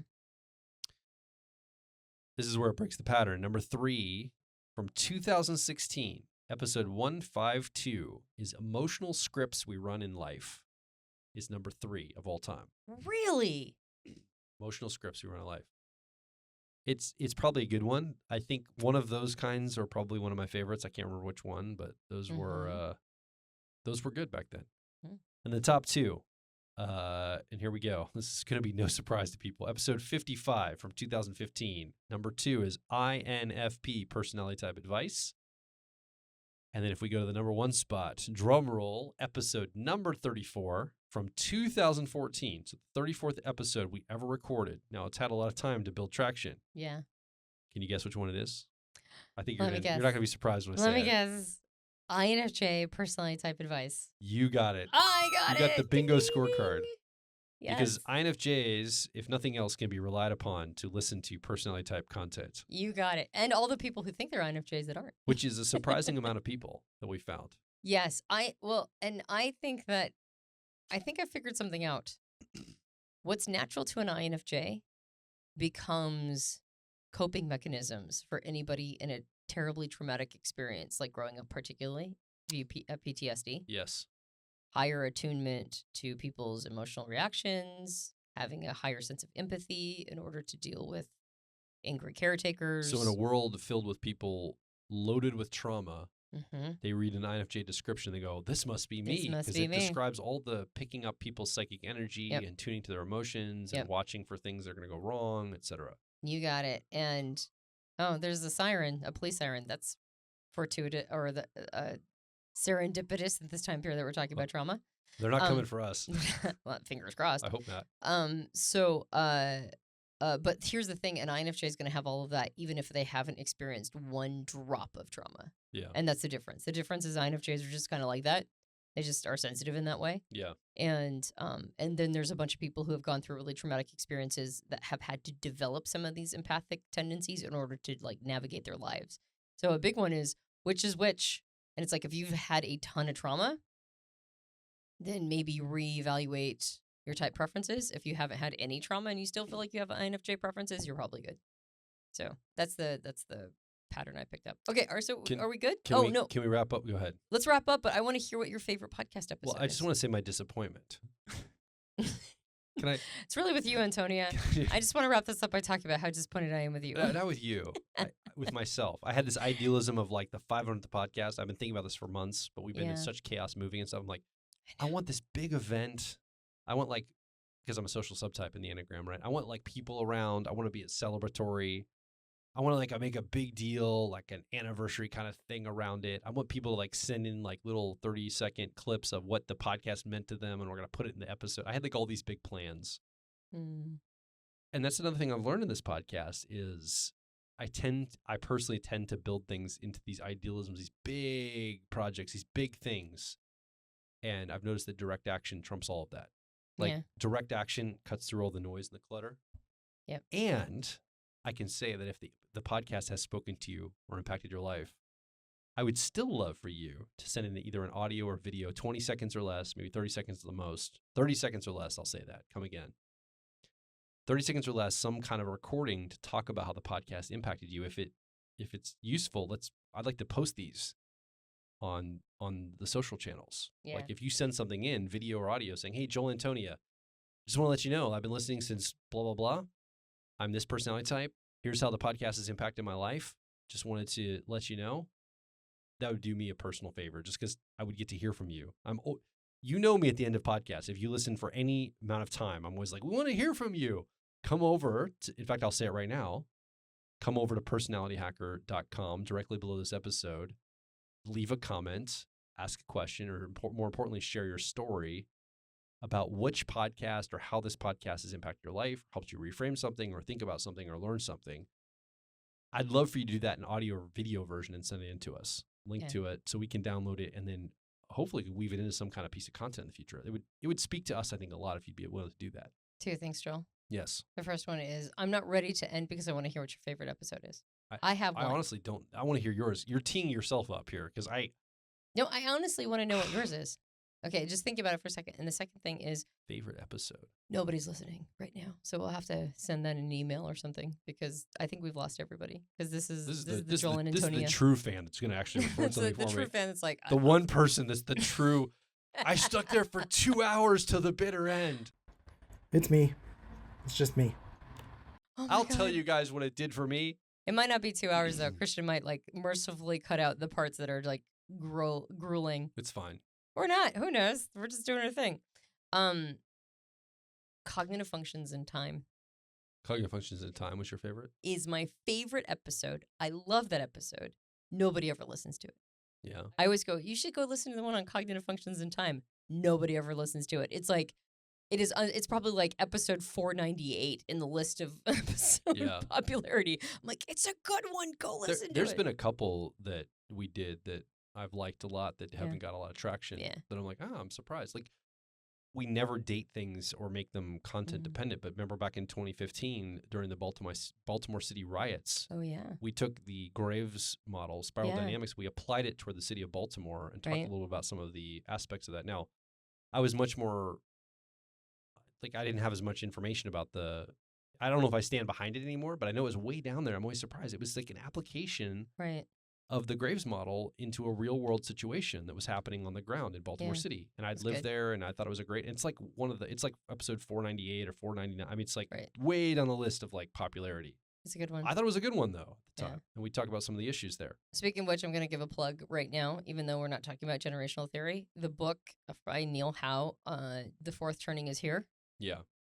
I mean, the one person who's watching this that's like, I'll send in my 30-second reel to Joel. The one person also simultaneously go out and buy that book. It is the most important book of the next decade. It is hands down the best book I've read in memory. By the way, that's how we met Christian Rivera. Right. You asked him to you asked people in our audience to send a birthday greeting to me for my 40th birthday. Yeah. And Christian sent one in. Hey guys, C Note here. My name is Christian Rivera, aka C Note. That's the name I go by for like my personal brand and all of that stuff. And believe it or not, this is the easiest way to do this because I do podcasting all day. So I just wanted to show some appreciation for you guys for the show because as an INTP, I've been sort of trying to separate my mental illness with cyclothymia from being an INTP and not feeling like being an INTP is something that is inherently broken. So for that, it's amazing. But I also wanted to show my appreciation for Joel specifically because you have been a way to really show me that emotions are not pointless.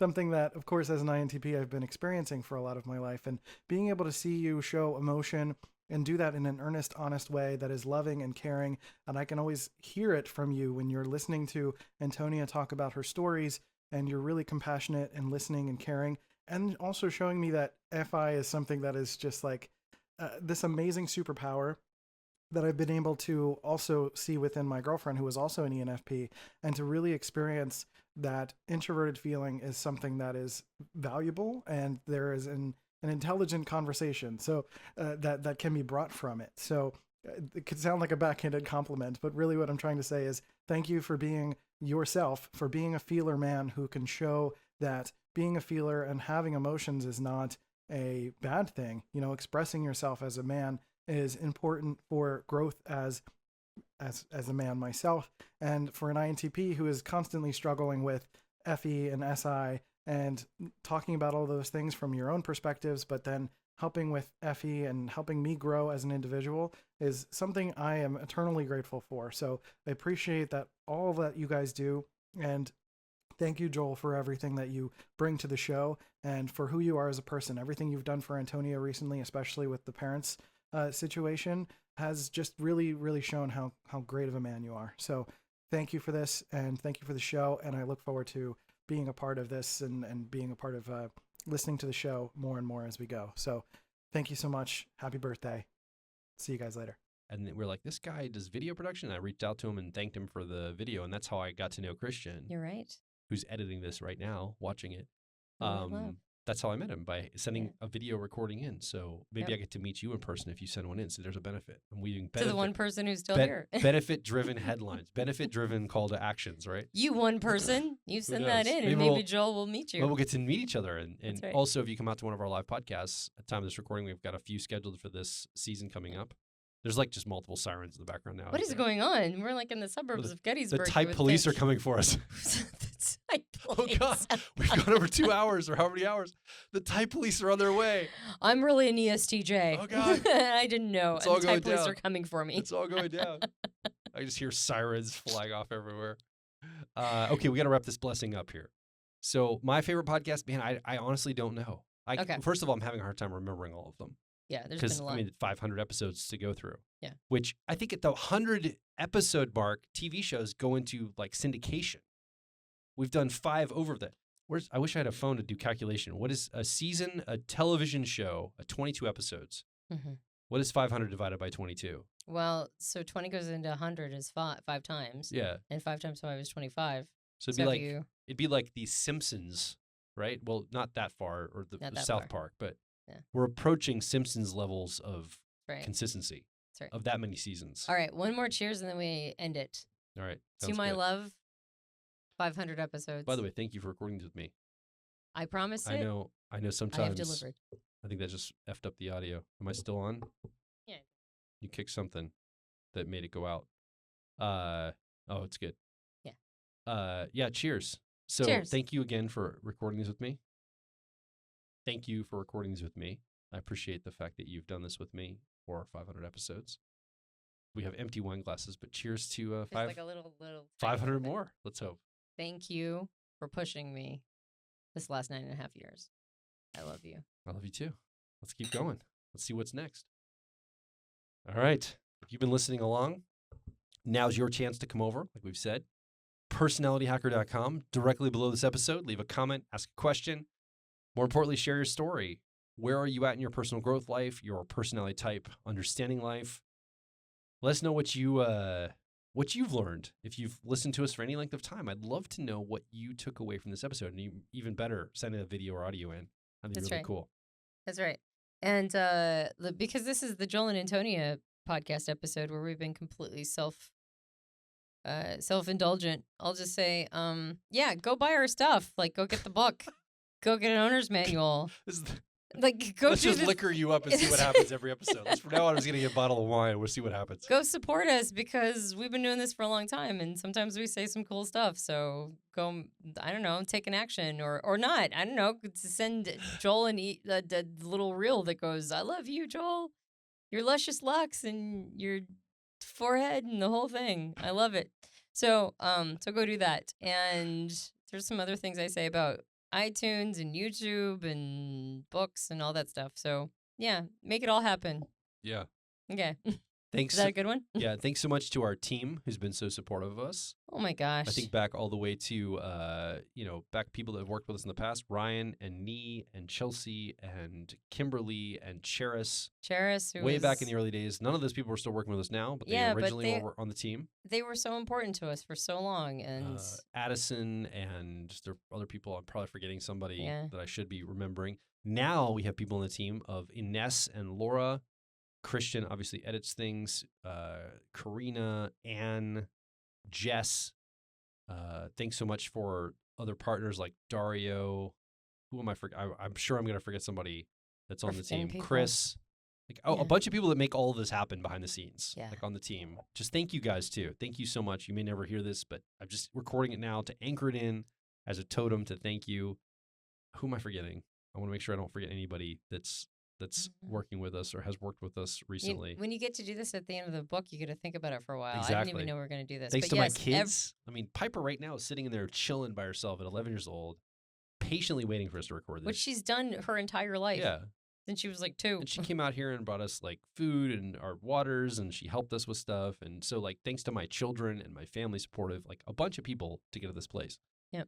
Now the music, the Oscar music should go. But just wanted to thank our team and how much, I'm sure I forgot somebody on that, but if I forgot you, I didn't mean to. Thank you so much for being invested and helping what we're doing here. And I'm excited for the next phases. I'm excited for what's coming next and keep moving. So if you've been a listener for a long time, we welcome you to come over to personalityhacker.com again, like I said, or iTunes.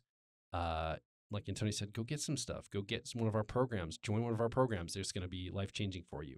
Join Personality Life Path when it comes out. It will change the game. It's so good. It's so good. It's so good. Yeah. My name is Joe Mark Witt. And I'm Antonia Dodge. Reporting from you from episode number 500.